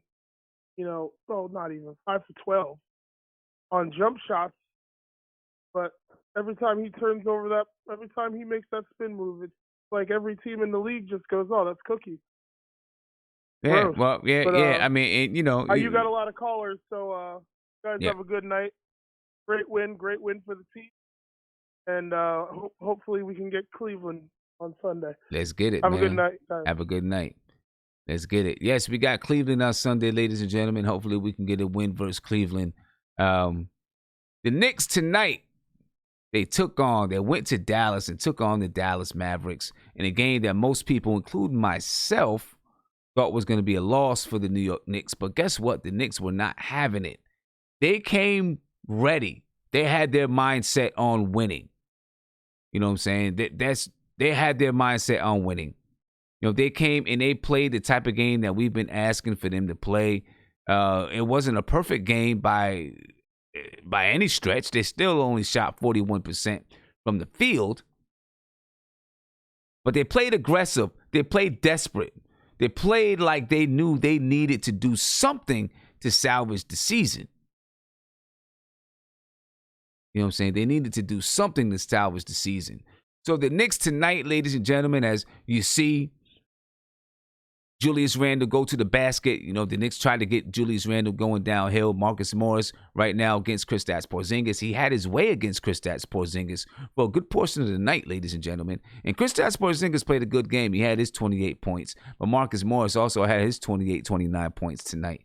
And he was the emotional leader. And you see Marcus Morris with a nice pass to Bobby Portis under the basket as he lays the ball up and gets the foul, the hoop and the harm. Kevin Knox here goes to the basket, lays it in, misses the shot, and Bobby Portis was another spark plug off the bench to help the Knicks secure this win. Frank Ntilikina here in the third quarter, as whoever that was tried to save it, gets the ball to Julius Randle, who finds Taj Gibson under the basket for the dunk. Julius Randle, he can pass the basketball, ladies and gentlemen. He just gets himself in trouble sometimes. And you see Frank Ntilikina there, drive to the basket, kick it out to Julius Randle for the three. Frank had his best game as a Knick tonight. He had 14 points. He had like 4 steals, 3 blocks. And you see R.J. Barrett, who didn't have a great night, kick it out to Marcus Morris for 3. At this point, the Knicks are up by 11. Here in the fourth quarter, the Knicks up by 1 point, and Kevin Knox pulls it from deep and knocks it down. 87-83 Knicks. But the game didn't stop from there. Dallas wasn't going to give up. They went up 90-87. But Frank Ntilikina gets the block here. Alonzo Trier advances the ball up the court, and Frank says, I'm going to get it back. Frank knocks down the 3. Bang, ties the game at 90. And from there, the Knicks kind of took over the rest of the game, ladies and gentlemen, and pulled out a victory 106-102 as the New York Knicks went into Dallas and pulled off an upset against the Dallas Mavericks. And, you know, in my game preview, you know, I thought that Kristaps Porzingis was really going to come and be motivated, but the Knicks seem to be a little bit more motivated than KP tonight. Although KP played well. Caller, you're on live with Nothing But Knicks. What's popping? Hey, Sims. Just calling to share in the jubilation. What a victory. Great victory. I feel really good about it, man. I know you got to feel good about it too. I feel really good. Been a rough stretch. But here we are. We're ready to make that run, right? That's right, man. Hopefully, man. Listen, we got the schedule to do it right now. Right? We have the schedule right now to do it. I think we got the lineup. I think Todd should start. My man from Fort Greene, Brooklyn.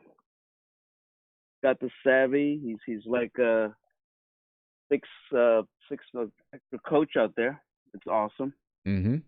And you want to bring Mitch and Bobby Portis, that energy off the bench, and Kevin Knox and Trier with that instant offense. I think that's the formula. What do you think? I think so. Yeah, I mean, you know, Kevin Knox with that instant offense, Trier. I'm not sure, you know, Dennis Smith Jr. has made his way back to the team. He didn't play tonight. Yeah. Maybe we'll see him against Cleveland, right? So I'm sure they'll try to work him back in slowly. I don't think he's just going to jump right in and start playing a whole bunch of minutes. So I think Frank Ntilikina should feel safe that he's going to be the starter right now, at least. Absolutely. But, you know, guys like Alonzo Trier and Damian Dotson, who got some minutes tonight, both of those guys did. I think Alonzo Trier got 16. Damian Dotson maybe got 6 minutes. They should be looking and watching because Dennis Smith Jr. is on his way back. You know, and I didn't forget about DSJ. Yeah, David Fisdale is going to want to get, you know, Dennis Smith Jr. in the game, see if he can get some offense from Dennis Smith Jr. Absolutely. You know, we're actually too deep, so I need Scott Perry to go to work and print some trades, you know, some 2-for-1s to make it work for us. Don't you think? Yeah, you know, that's something that would happen to clear up some of that, you know, some of the glut that we have in some areas. The thing is, I'm not sure if they know who to trade because even though Frank Ntilikina has played 2 very good games, that point guard spot is still not solidified, you know. No. I'm gonna say this, at least in Fizdale's mind, I don't think the point guard spot is solidified. In my mind, I think Frank Ntilikina, for his defense alone, should be out there. That's correct. The defense alone. You know, and the simple fact, even, you know, he's not going to score these 14 points every game. No, but the simple fact that he's able to, you know, at the very least organize the offense, you know, he's not going to come up and turn the ball over, you know, because he's getting so much pressure and those type of things. But his defense really does set him apart. He had 1 turnover tonight, by the way, in 38 minutes. That was impressive. Right. But so, yeah, you know. I'm just so happy. I knew it was going to turn, and better days are ahead. Yeah, man. I hope so. I'm really hoping better days are ahead. We feel good tonight, though. Feel good tonight. Keep on keeping on. I appreciate you. Appreciate you, man. Appreciate it. Have a good one. Got a lot of people calling in tonight, man. Busy phone lines. I like that. Like busy phone lines. Let's take a look at the next few games coming up. The Knicks play the Cavaliers this Sunday at home. So hopefully we can build on this win and get a win at home versus the Cavaliers. Then we go to Chicago. Then we're back home against Dallas. Charlotte, and Cleveland. So now we have a chance to play a light schedule. Cleveland, Chicago, Charlotte, Cleveland again. All of these teams are below 500, and we're home. Right? So we have a light schedule at home. It's a chance for us to put together a nice little streak. Have some confidence going into this Philadelphia game right here, because once we get to this Philadelphia game, the schedule gets significantly tougher. But if we could be, 7-7 or 5-8 or something like that coming into this Philadelphia game, maybe we're starting to feel confident, feel good about ourselves because we put together a stretch of wins. So these games right here, listen, we had 8 games against teams that were not playoff teams. We lost 2 against Sacramento and then Detroit. Well, Detroit was a playoff team. And I wanted to go 6-2 in that stretch. We've already lost 2. I don't know if we're going to be able to put together 5 more wins in a row, but let's start with Cleveland and get the next one. That's what we want to do. We want to start with Cleveland, get that next win, and then move on to Chicago. We beat Chicago already, although we were down 18 and had to come back and beat them. They're going to be looking for revenge. Right? They're going to be looking for revenge. So we're going to have to, we're really going to have to try to do something against Chicago, see if we can get another win against Chicago. Dallas is going to be looking for revenge. So back to back, we're going to be playing 2 teams that we beat. Both teams are going to be looking for revenge, so we got to be ready to stand up to that. I'm going to give a couple of shout-outs really quick. I want to give a shout-out to, hold up one second, to my man City For Real. Thank you for the super chat. I definitely appreciate you. Right? And again, City For Real is talking about free throws. I get you, my man. I get you. I'm not exactly sure what Coach Fizdale is going to do to get these guys to start making free throws. The Knicks shot less than 60% from the free throw line tonight. That is terribly unacceptable. It's just unacceptable. We were able to win tonight, but for most games, you're not going to be able to win if you're shooting less than 60% from the free throw line. Right? It's just, you can't do it, ladies and gentlemen. You can't do it. You got to shoot better than that from the free throw line. You know what I'm saying? And it almost cost us down the stretch of this game. We should have had a double-digit lead. City For Real, he said, my free throw shooting needs to be addressed, bro. It's tragic. I've been saying this, but good win, let's go. Yeah, you've definitely been saying it. And you're right. We've got to address it. Fizdale's got to do something. I don't know what he can do. This is one area where, honestly, I don't know what Fizdale can do. I see a lot of stuff where people say, make these guys shoot free throws, 1,000 free throws, and all this stuff. But they still got to make it in the game. They still got to go to the line. And whatever it is that is bothering these players at the line, it's probably not going to change because they shot 1,000 free throws in practice. A lot of it is mental, ladies and gentlemen. Just being honest with you. I'm not saying that they're afraid or whatever it is, but the one thing I can say about this team is that they lack focus. And the way that they shoot at the free throw line is a microcosm of their lack of focus. That's my opinions on it. It really is. It's a microcosm of their lack of focus.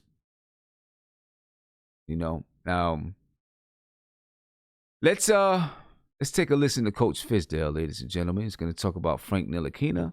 This was Frank Ntilikina's best game as a Knick, I think. Best or biggest game as a Knick. We just haven't seen a game from Frank Ntilikina like this because he did it on the offensive side and the defensive side.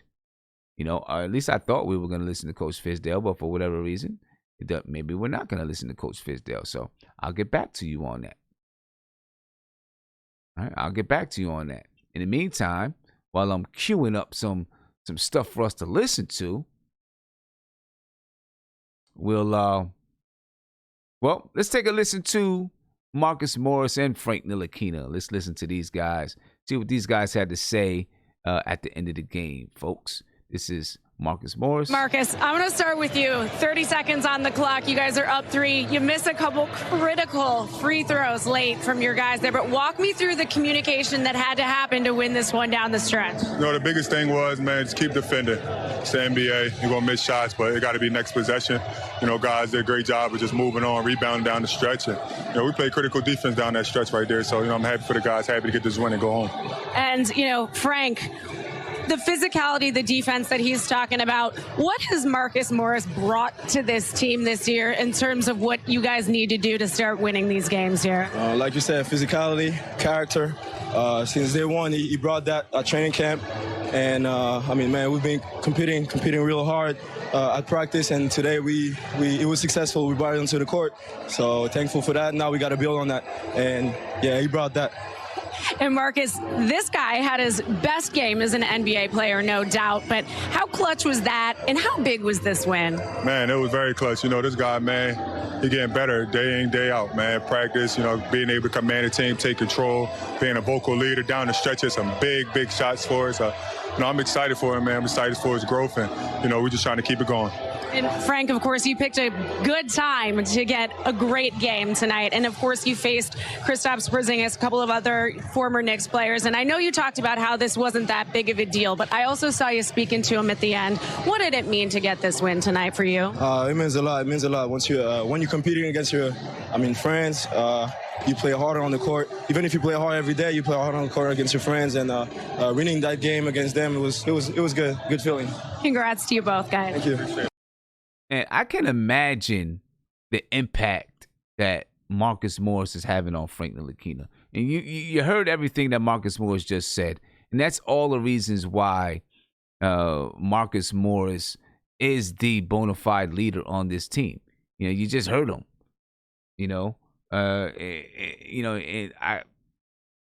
Frank Ntilikina has he doesn't have the same character and attitude that Marcus Morris has, but on the defensive end and the way that he wants to win games and the way that he wants to bring it defensively, he has the same stuff that Marcus Morris has. You know what I'm saying? So I can imagine the impact that Marcus Morris is having on Frank Ntilikina. Let's take a listen to Coach David Fizdale talking about Frank Ntilikina. Let me try that. Let me see. I don't know what's up with this Coach David Fizdale stuff. Maybe people just don't want to hear from Coach Fizdale. And what'd you see? Here we go. I don't know. The Coach Fizdale interview doesn't want to come through for me, folks. So, let's see. You don't win this game tonight without Frank's production on both ends of the floor. Was this his most complete game as an NBA player, and what'd you see? Yeah, I think so. This is his best game since he's been in the league, and it's just what he's been doing is getting better and better, and every game he becomes more confident, and I'm really happy for the kid. And that's the key right there, the confidence, ladies and gentlemen. Like I said, every game he's becoming more and more confident, and part of it, unfortunately had to do with, guys getting injured or guys, not being able to play because of, home circumstances and all those type of things, So, but because of it, Frank Ntilikina has been able to get on the floor and not have to worry about being taken out of the game. That goes a long way. That goes a long way towards a guy being confident because now you get, he knows he's not coming out the game. He's just going to play. So, this is a big point in Frank Ntilikina's career, and, hopefully he'll continue to capitalize on it. I want to get to the guys here in the video chat. I know it's been a while since I've been back to the video chat, guys. I'm sure these guys are having some good conversations. They probably think I forgot about them, but there's so many phone calls, so many phone calls. I had to get to the phone calls. But I want to talk about this Cleveland game coming up, ladies and gentlemen. what I want to hear from you guys. I want to talk about the Cleveland game. I know you guys are having some good conversations, but I'm going to get to you so we can talk about this Cleveland game and figure out what do we got to do to make it 2 in a row. Nate, I'm going to come to you first, man. What do we got to do, Nate, to make it 2 in a row? Do you think we can make it 2 in a row? Hold on, man. Let me mute everybody here. Yeah, get them guys out of there. Okay, what was the question? Do you think we can make it 2 in a row? Yeah, I really do. I mean, watching Frank guard Luka Doncic, which was a huge mismatch. I mean, from a size standpoint and crafty and how Luka is, I think he can handle a guy like Garland or Sexton. You know, Frank's one of those players that, like, when you watch football and you have a shutdown corner, you don't worry about that side. You worry about the other side that they're going to target. You don't if the cornerback's really good, they're not going to throw to that side. Frank's starting to become that kind of player where he should be put on the best player, whether it's a guard, a forward, or a point guard, and let Frank trust Frank's defensive instincts to do what he's got to do. You know, and I was watching the Cavs earlier, and I'm telling you what, man, this Sexton Garland combo is up and coming. They're drawing comparisons of Lillard and McCollum, and I see some comparisons in some aspects. Yeah, they're gonna be a formidable matchup for us as far as the backcourt. I think the Knicks should win. I mean, they'll be. It's at home, right? It's at home. Yeah, it's at home. Okay, yeah, we gotta win at home, man. I mean, it's bad enough you're playing against a lower team or lesser team. You gotta win games at home, man. I mean, that's where you win a game on the road, you come back, you get back in the confines of the Garden, got the juices flowing. You gotta win those games at home. So, I mean, it's gonna come down to keeping Tristan off the offensive boards, because that's what he's gonna love to do. He's been playing out of his mind too this year. And controlling those two guards. The one thing that I am concerned with the Knicks that nobody's talked about yet is, man, we cannot let guys in the paint. I mean, Luka got in the paint every time. Even though Frank was on him, I mean, we just allowed a lot of paint plays. And you can't do that with guards. Yeah, I mean, look, Luka is Luka. He was going to get into the paint. Luka was going to get into the paint regardless. KP was blowing by people. I mean, that's true. KP was getting into the paint as well. we got to close that paint down, bro.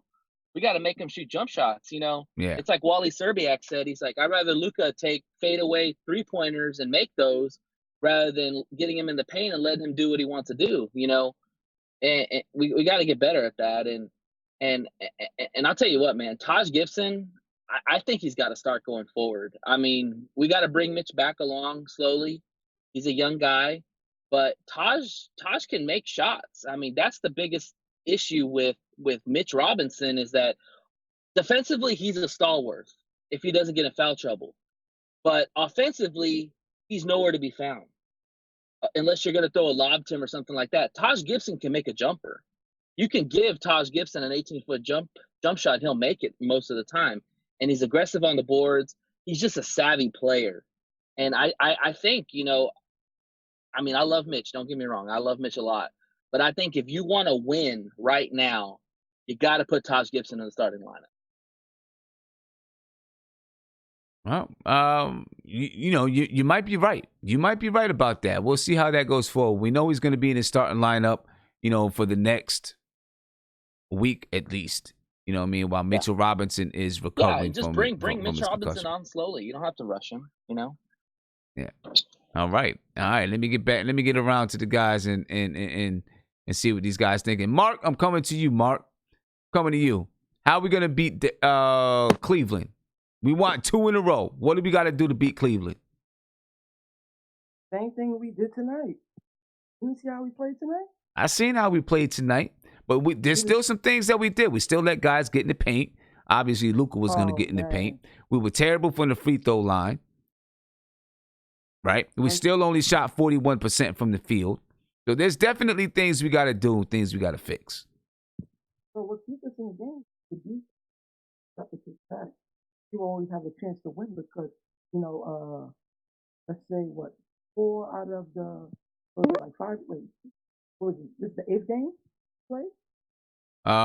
No, this is the 9th game. We're 2-7. Okay, so I would say 5 out of 4 games played close defense where it could have went either way, but it went the other way. So like I said, we had more defensive games that we could have won games than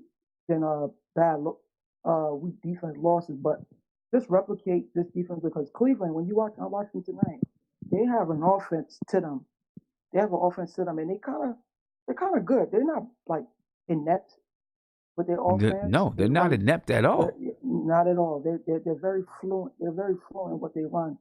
And remember, they got Tristan Thompson. He looked like he just broke up with Khloe Kardashian, so he's back to form again. Getting every single rebound. And then, yeah. and then you got Kevin Love. Extra 20 points. You just listen, man. The defense, man. I just love what we seen tonight. I hope. Listen, Frank could do what he did tonight, bro. We could win a lot of games. We could win a lot of games, man. Because what he did to Luka is the same thing I said yesterday. He made him play one-on-one. He made him take a whole lot of bad shots and bad possessions. That's why Dallas lost. Tim Hardaway's taking bad shots, and Frank was just all over the floor defensively on them guards. So if we could replicate that, and Frank could replicate the intensity that he brought, and allow everyone to play up to that level, we could be in every single game because the defense held Dallas to 102. 102. Yeah. And they came into the game. I forgot what it was. I think they were averaging 115. They came into the game averaging 115. Yeah, like I said, Luka's good. Yeah, I'm losing you. I can't hear you, Mark. I'm losing you. Oh, you hear me? Yeah, there you go. That's better. Oh, my bad. I said there's things that Luka could do that can hurt your team from time to time. Where he went one-on-one for like 4 possessions in the last 5 minutes of the game. Right. And that's when Frank turned it up on him. He knew where he was going. If you watch Frank, he knew where Luka was going every time. And then sometimes the shots he was taking, even at 3, he took the late 3. Why did he pull up from 35 like that? I don't know. I don't know why he pulled up. It beats me. But see, that was part of my thinking when I did the game preview yesterday, and I said we got to make Luka be a one-on-one guy. Not distribute the ball as much. Make him be a one-on-one guy. You know what I mean? Make him go one-on-one.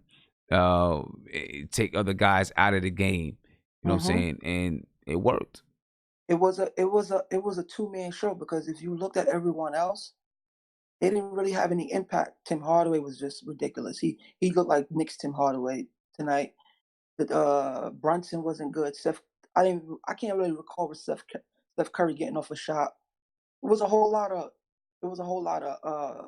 We did good on the rebounds. We finished a lot in the paint, and we got to the foul line. We need to hit free throws, Sam. We missed 13. Bad. We were 18 for 31. We missed 13 free throws tonight. It's crazy. We went to the line 31 times. I didn't even know that. 31 times. Went to the line 31 times. We missed 13 of them. Got to do better. It's crazy. Yeah. So we was lucky that Doncic went into nut mode because I was just shaking my head and I said, that's where Dallas lost their game because no one else was in rhythm but him. No one else was in rhythm but him. He just kept taking up on Frank, and Frank was just stopping him. If Frank could do what he did tonight, he is a monster on defense, though. He ruins everything. He ruins teams' offense. Yeah, I hear you. Hey, let me get everybody's opinion on Sunday night's game. The Knicks play the Cleveland Cavaliers on Sunday. Real quick, let you guys see a couple of stats from the Cleveland Cavaliers. Not going into too much detail because I'm going to have my game preview tomorrow. All right, so I want to make sure you check out the game preview tomorrow. All right, I will be on live tomorrow doing the game preview. It'll be early. It'll be during the day around 1 o'clock because I got a pep rally from 6 to 9, and then I'll be heading down to Virginia to another school with my daughter tomorrow night. So, be on the lookout for those notifications. But anyway, the Cleveland Cavaliers, ladies and gentlemen, they average 107 points per game. They give up 110.6 points per game. All right, they average 21 assists per game. They're on a one-game winning streak. They beat the Washington Wizards tonight, 113-100. They brought their record to 3-5. Okay, so listen, it's not like we're playing a terrible team. We're playing a team that's coming off of a win. Now, they didn't come off of they didn't beat a terribly good team in the Washington Wizards, but they're coming off of a win.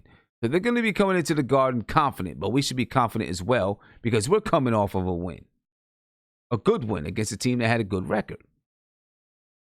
Against a team that if everything stopped today would be in the playoffs. Let's take a look. Let's just take a quick look at some of the stats and who did what for the Cleveland Cavaliers. All right, looking at tonight's game, the Cavaliers against the Washington Wizards. But as soon as I can get to it, I'll look at some of the matchup stuff. That was my plan, but NBA.com doesn't do what I want it to do. All right. Let's take a look at Cleveland, ladies and gentlemen. Looking at Cleveland, starting at point guard is Darius Garland. Right, he had 15 points and 6 assists tonight. At shooting guard is Colin Sexton. He had 16 points, 2 rebounds. Tristan Thompson tonight had 21 points and 12 rebounds. Kevin Love had 16 points and 12 rebounds. We got to deal with these guys right here. All right, these guys are going to be able to rebound the basketball. We better rebound with them. Because if we don't rebound with them, like I seen somebody say in the chat, we don't rebound with them, we could be in trouble. All right, looking at the matchup tonight, Cleveland, they had 48 rebounds, 18 assists. They're a team similar to us, right? They shot 45% from the field, 22% from three. They made their free throws at 86%. They were 25 for 29. This is a team that we can beat. We just got to be consistent and beat them. But it's definitely a team that we can beat, ladies and gentlemen. Big shout out to Nick Gay. Thank you for the super chat. You said, not a thing can be blamed on Fizz. Free throws is on the players. At some point in time, Randall needs to be the leader he promised to be. I feel you on that one. At some point, Randall's definitely got to step up. And as far as the free throws are concerned, guys got to make their free throws. You know what I'm saying? I mean, that's, guys, you just got to make your free throws, fellas. It's not that much that Fizz can do about that. He can force you to shoot free throws all you want. All you want. He can force you to shoot free throws, but you got to make them when the game counts. Then you got to make them when the game is on the line. You got to make the free throws. So we play the Cleveland Cavaliers on Saturday or Sunday. And I'm hoping it's going to be a win. I'm hoping we're going to put together another win. Let me get to some other guys in the chat. Find out what you guys are thinking about the Cleveland Cavaliers and the New York Knicks. And, what do we got to do to get this win? Isaiah, I'm going to come to you, man. You ready? Isaiah, what do we got to do to get this win to put together 2 wins in a row? Point guard, backcourt wise, I think RJ and Frank can handle Gardner and Colin Sexton. Is not really more about shooting with them. It's more about penetration. So I think Frank does definitely plays good against rookie point guards. What's really going to be more important is the battle of the boards. With Kevin Love and Tristan Thompson, you're looking at 2 premier rebounding bigs. So, Randall, Taj, and Bobby got to really step it up on the rebounding because if they out-rebound us, they're going to win the game. I think it's really about the battle of the boards and controlling that. So if we could stop Kevin and we could stop Tristan from rebounding, I think we win that game. Okay.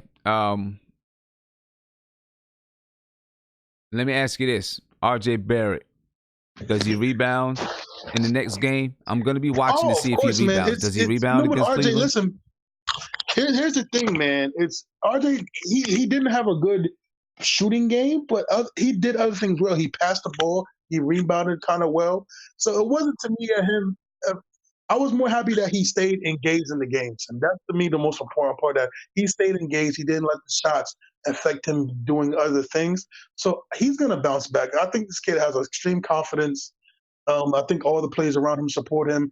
Listen, I think for RJ, man, it's just really about shooting and just, practicing his free throws and getting comfortable and let him know that the pressure, he's going to be okay. I think he gets in his head a lot, something that he doesn't want to be the reason why they lose the game.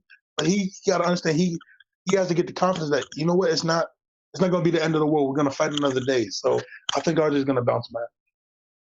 I hope so. I mean, and like you said, he does a lot outside of just scoring the basketball, and he did a lot tonight besides just scoring the basketball. You know what it is, though, Sam, that I think people, or what I feel like Fizz and them should do, and I think Fizz is really good at this, encourage him. Because, listen, for a kid his age to be 19 and to play the defense he plays at his age, I mean, listen, you can't be mad at that, and he can't put his head down. And to me, if free throws is the only thing that's really stopping RJ, then I'm truly happy because once he gets that, he's going to easily be a 25-point scorer in his sleep. So I'm not even worried about that. I think, again, he just has to keep his head up and just know the things that he does well right now. He's 19. He can play defense. He can rebound the ball. He can pass the ball. And he doesn't get killed, So he'll be fine, son. I think Fizz and, everybody around the team. I mean, you saw it in the game at the end of the game when he missed the free throws, how, Frank talked to him. Towns talked to him. Right. He went over to Fizz. Fizz hugged him and said, it's going to be okay. You're going to be fine. I talk a lot of crap about Fizz, I do, but I'll give Fizz that. He's really good at keeping the players up and keeping them encouraged. So I'm not really, I'm not worried about that. Fizz is going to hug him. Fizz is going to tell him what he needs to hear. He's going to tell him the truth. And he's going to be fine. It's free throws. I mean, listen, again, if that's the only thing we got to complain about RJ Barrett, I'm perfectly fine with that. I'm fine with that. So let me ask you this. He's been playing a lot of minutes. Does it have anything to do with those minutes or just the off yes. night? Me, Guillermo, have been talking about this whole time. I mean, you can't keep playing the kid 30, 39. He's averaging 37 minutes. Listen, I don't care what nobody says, man. That's a lot of minutes for a kid. And it's weird because we do need him on the floor, but it's also at the same time we gotta have a balance for him because you don't want him to burn out. So, but you don't want him to burn out. Do you think tonight's game and his poor shooting was a result of the minutes? I don't think it was a result of the minutes. I think he just had a bad game. It's weird because I don't think that's him. Because at the end of the day, you can praise RJ all you want. He's still 19, and he's gonna have game. This is not gonna be his last game like this. I want people to understand that. Mm-hmm. We're gonna see him have a 28 and 9 game during the season. But then we're gonna see games where he gets 8, 6, and 2. He's gonna have those games. So we just gotta be. It's a rookie season. I don't care who you are. You're not gonna have a great game every game. So okay. This time I don't think it was because of the minutes. I think he would just. I was telling everybody in the video chat. I think he was trying really hard to embarrass KP and outperform KP, and I think that's what really got into his head a lot because he came through earlier talking about I want to dunk on KP, and I think that really got to his head. And he didn't play his game like today. You saw him get upset. I don't even think that. I think he was just upset with himself for not playing well. I don't think he even cares about that whole.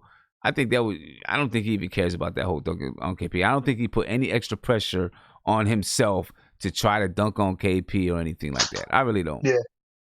Yeah.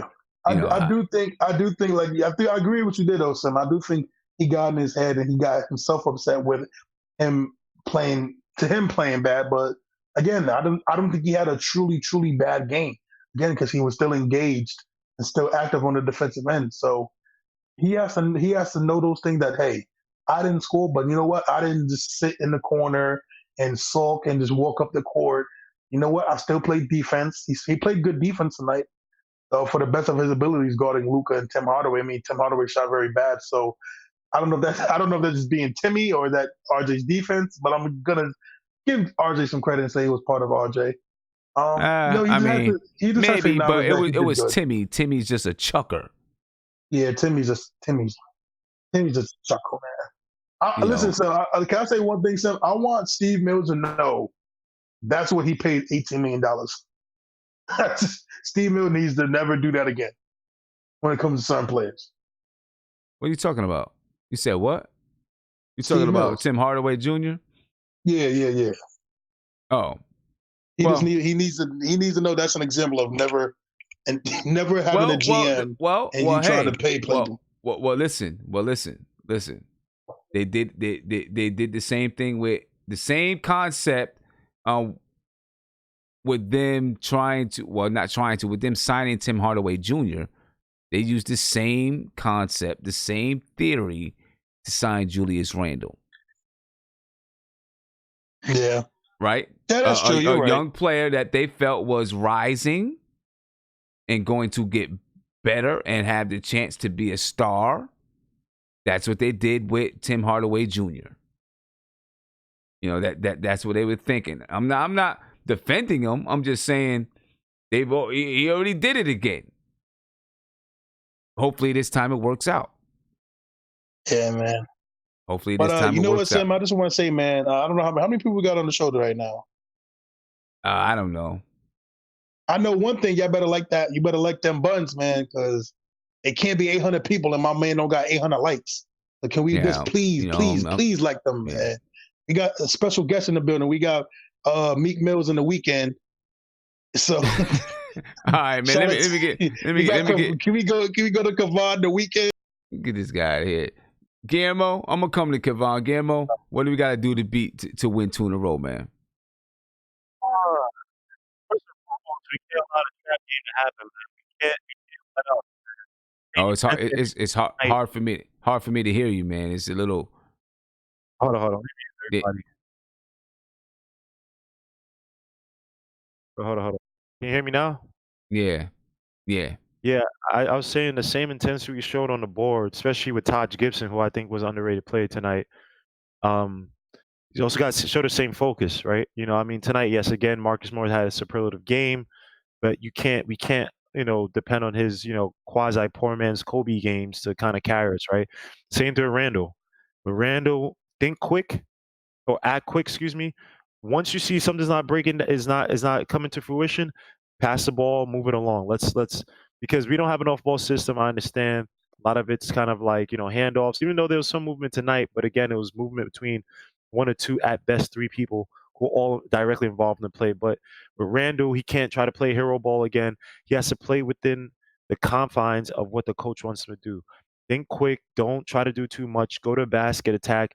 Be aggressive at the right times. You know what I mean? And Frank Ntilikina has to still continue to set the tempo on defense. Set the tempo on defense so at the very least you have a chance in the game. Now look, Darius Garland, he's shooting pretty poorly to start off the season.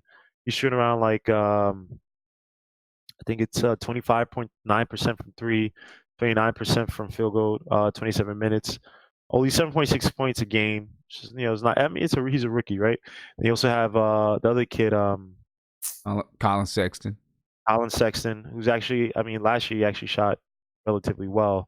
Colin Sexton right now is shooting 30. He's shooting 40%. No, sorry, 37.5% from 3. Shot 40% last year. 42.9% from field goal. 17.4 points. And he's killed us last year, right? This is a guy that I think the 2 games I think they're fairly close if I remember. And he always ended up being somewhat of a difference maker. So we can't let up, man. This win, again, I'm scared that the Knicks, we fall in love with playing up 2 guys, right? Because this game, the Mavericks, they have about like 5 wins, right? I think they're legit dark horse contender in the West. And we beat this team. Like, this was a sound win. This wasn't like a fluke win. This was a sound win. And if we could do this, that means we should have been some other teams that we've played.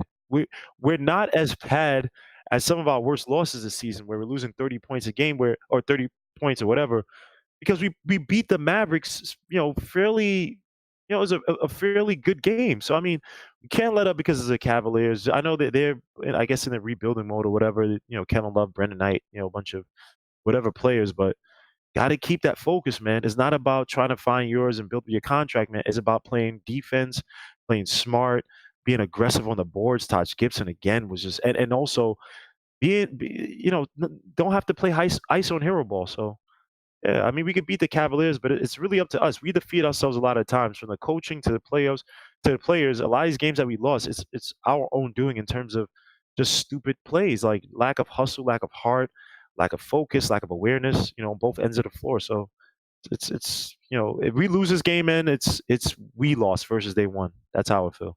Because there's no guy on this team on the Cavaliers that you look at and say, yeah, Right. that's a Kawhi Right. Leonard, that's a Right. Paul George, that's a LeBron James. So yeah. Right. What are And we gonna do you about didn't put us on a video chat. You didn't create the other video for the video No, chat. no, man. We had I a didn't discussion have tonight, time. man. I didn't have time to do it, man.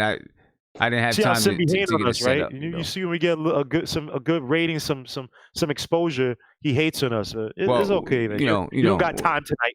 I didn't have time to do it tonight. I was traveling. I did it. I was at a conference, so I had to travel 4 hours to get home. So I didn't have time to do it tonight. I don't have the luxury of just taking the train home. You know what I'm saying? Don't try to play that. You from New York too. And getting home at Getting home at 4 Wisconsin o'clock. and you always You know what I'm had to saying? walk home or you had a trailer. Come on, son, stop it. You're Look, from New York. I'm just saying, I don't have the luxury right now to just take the train home and just be chilling home at 4 o'clock. You know what I'm saying? You know what I mean? What? Hell no. And just wait for the Knicks game. I couldn't do that. I had to travel 4 hours to get I home. was still at work at 4 You know what o'clock, I mean? sir. This guy, All right, so you got out of work at 4:30. So then you got out of work at 4:30. This guy, Sim got jokes, man. Sim got jokes. But look, thank you for finally coming back to the chat. That's very nice of you, man. We had some good discussions here, but I know you got other people to question and bother and whatnot. I'm just happy the phone lines was off the hook, man. The phone lines were off the hook. So I was trying to get the phone calls and everything. It was off the hook tonight. Of course. You got a good fan base, so you got to attend to them first. I was trying to get everybody's opinions in and all that stuff. I only got a couple minutes left. I'm about to get up out of here soon so I can get some rest because I'm tired. You know what I'm saying? That's the first time I heard you say that, man. Because you're a weirdo, man. You stay up till like 4 a.m. You say you just watch shows and like don't sleep, man. Yeah, I mean, when I get off of here, I'm going to sit back, relax a little bit, and fall asleep watching something. Probably. I don't know what I'm going to watch, but fall asleep watching something, Yeah. Let me see who else I got to get to. I haven't spoke to Kevon. Let me speak to Kevon, man. Kevon, what's good with you, brother? How you feeling? What's up, Sam? What's good? I'm chilling, man. I'm chilling. Yeah, we talking about can the Knicks go on a win streak? Can we go on a win streak? What do you think? Yeah, so hopefully, Fizdale uses this win as confidence for the locker room to let the players know exactly what you said. Like, we not as bad as our record has shown. We have played as bad as our record is. That's why we have the record that we have. But talent-wise, we are not as bad as our record has shown. So hopefully Fizdale, being the motivator that he is, can use this win to kind of, get us thinking a little bit more confident.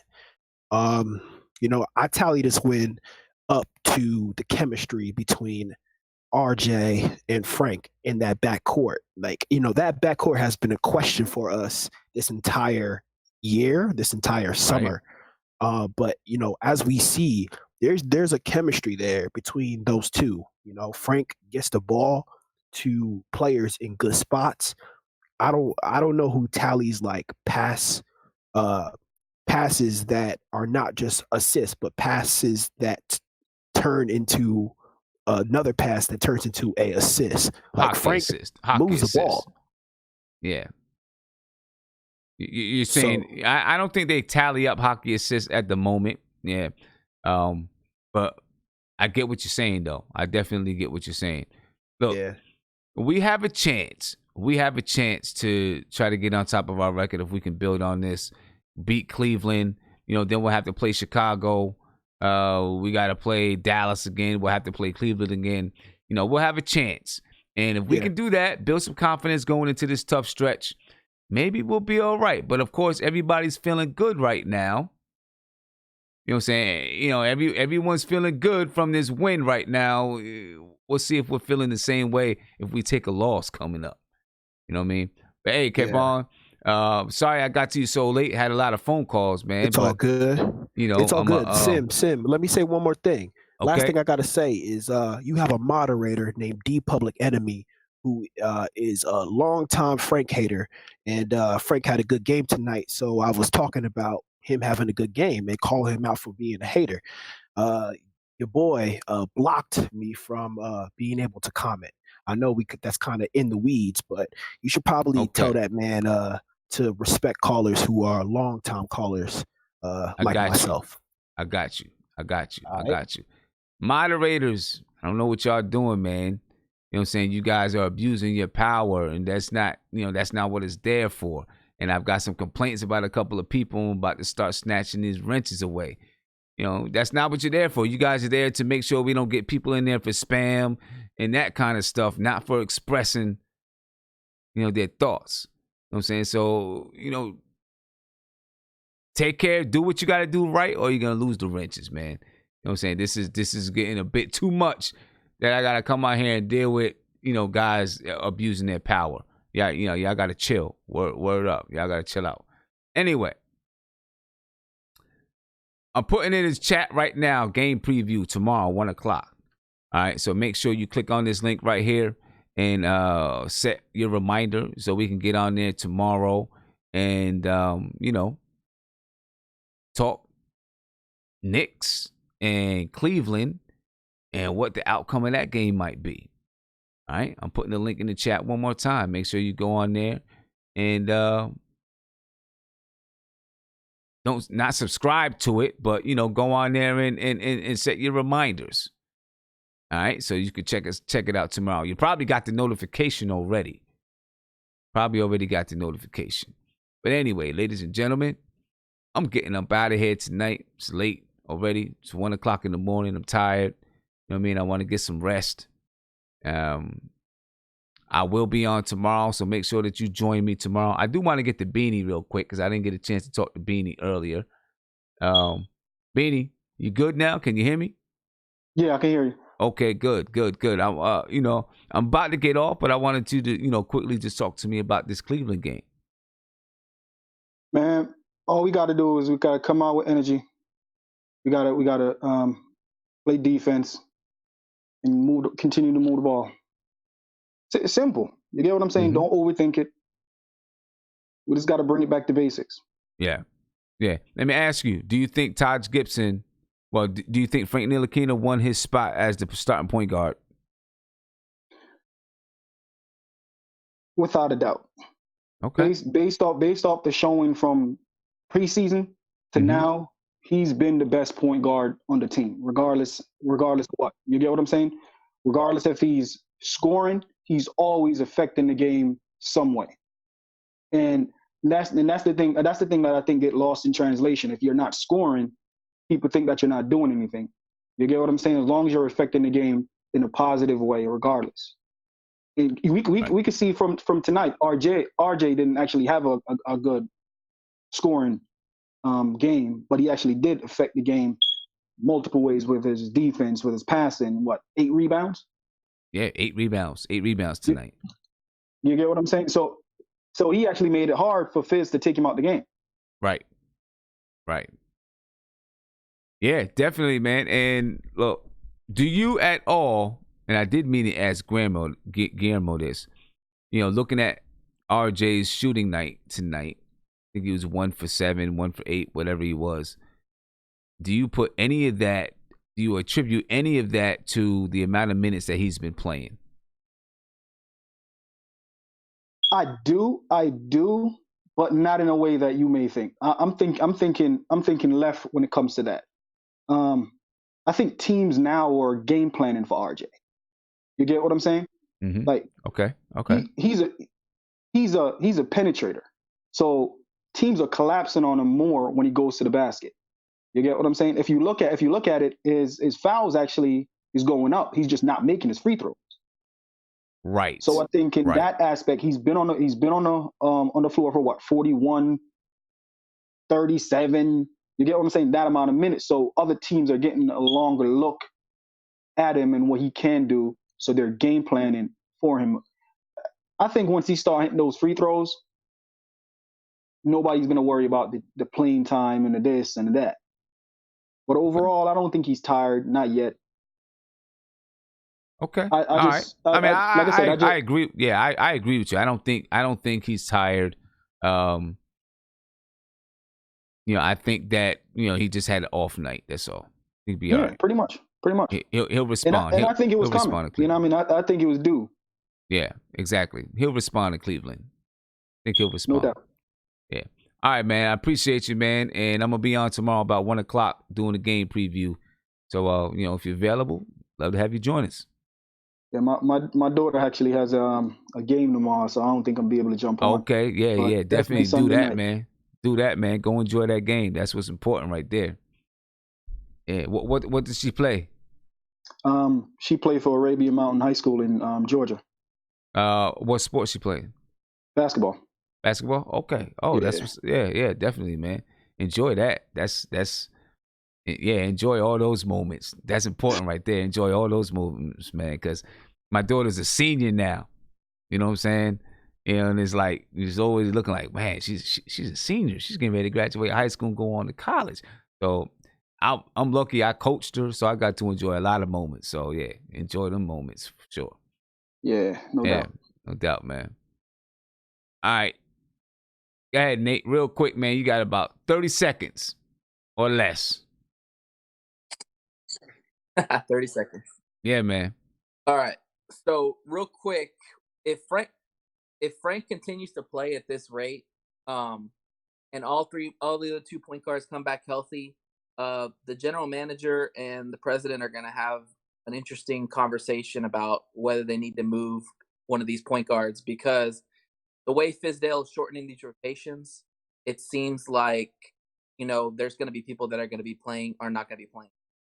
And so if the question is, are you going to want to get value for any of these players, or are you just going to let them all sit on the bench, not play? So it's going to bring up an interesting dilemma, as the year turns. Yeah, I'm sure it is. It's going to go throughout the entire year. So, yeah. All right, man. All right, Nate. I'm getting out of here, man. Hopefully you guys will be able to catch me tomorrow. I'll be on at 1:00 tomorrow as I do a game preview of the Knicks and the Cavaliers. All right. But for now, I'm getting out of here because I need to get some rest. I've been training all day, and I need some chill time. Ladies and gentlemen, I thank you for joining me tonight. I appreciate you guys for being here. Be on the lookout for 2 things tomorrow morning. The first thing that you should get early in the morning is a game recap. The game recap will include, a 8 to 9 minute highlight reel of the game with players and coaches doing interviews up in the upper corner. So that's something that hopefully you enjoy. So make sure you check that out tomorrow. And then at 1:00, I'll be doing a game preview, the Knicks versus the Cleveland Cavaliers. We're doing a game preview tomorrow. If I'm lucky, I'll be able to do a couple other videos, some things that I have in mind, and maybe that'll get out tomorrow or Sunday. We'll see what it is. But if not,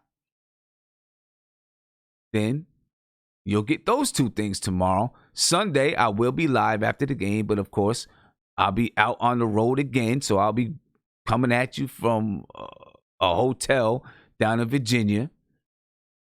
All right? So just be on the lookout for it, ladies and gentlemen. Have yourselves a good weekend. Hopefully, I'll see you tomorrow during the day about 1:00.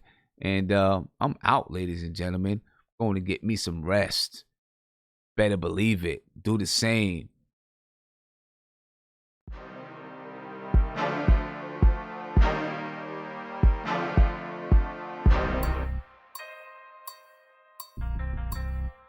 That's the deal.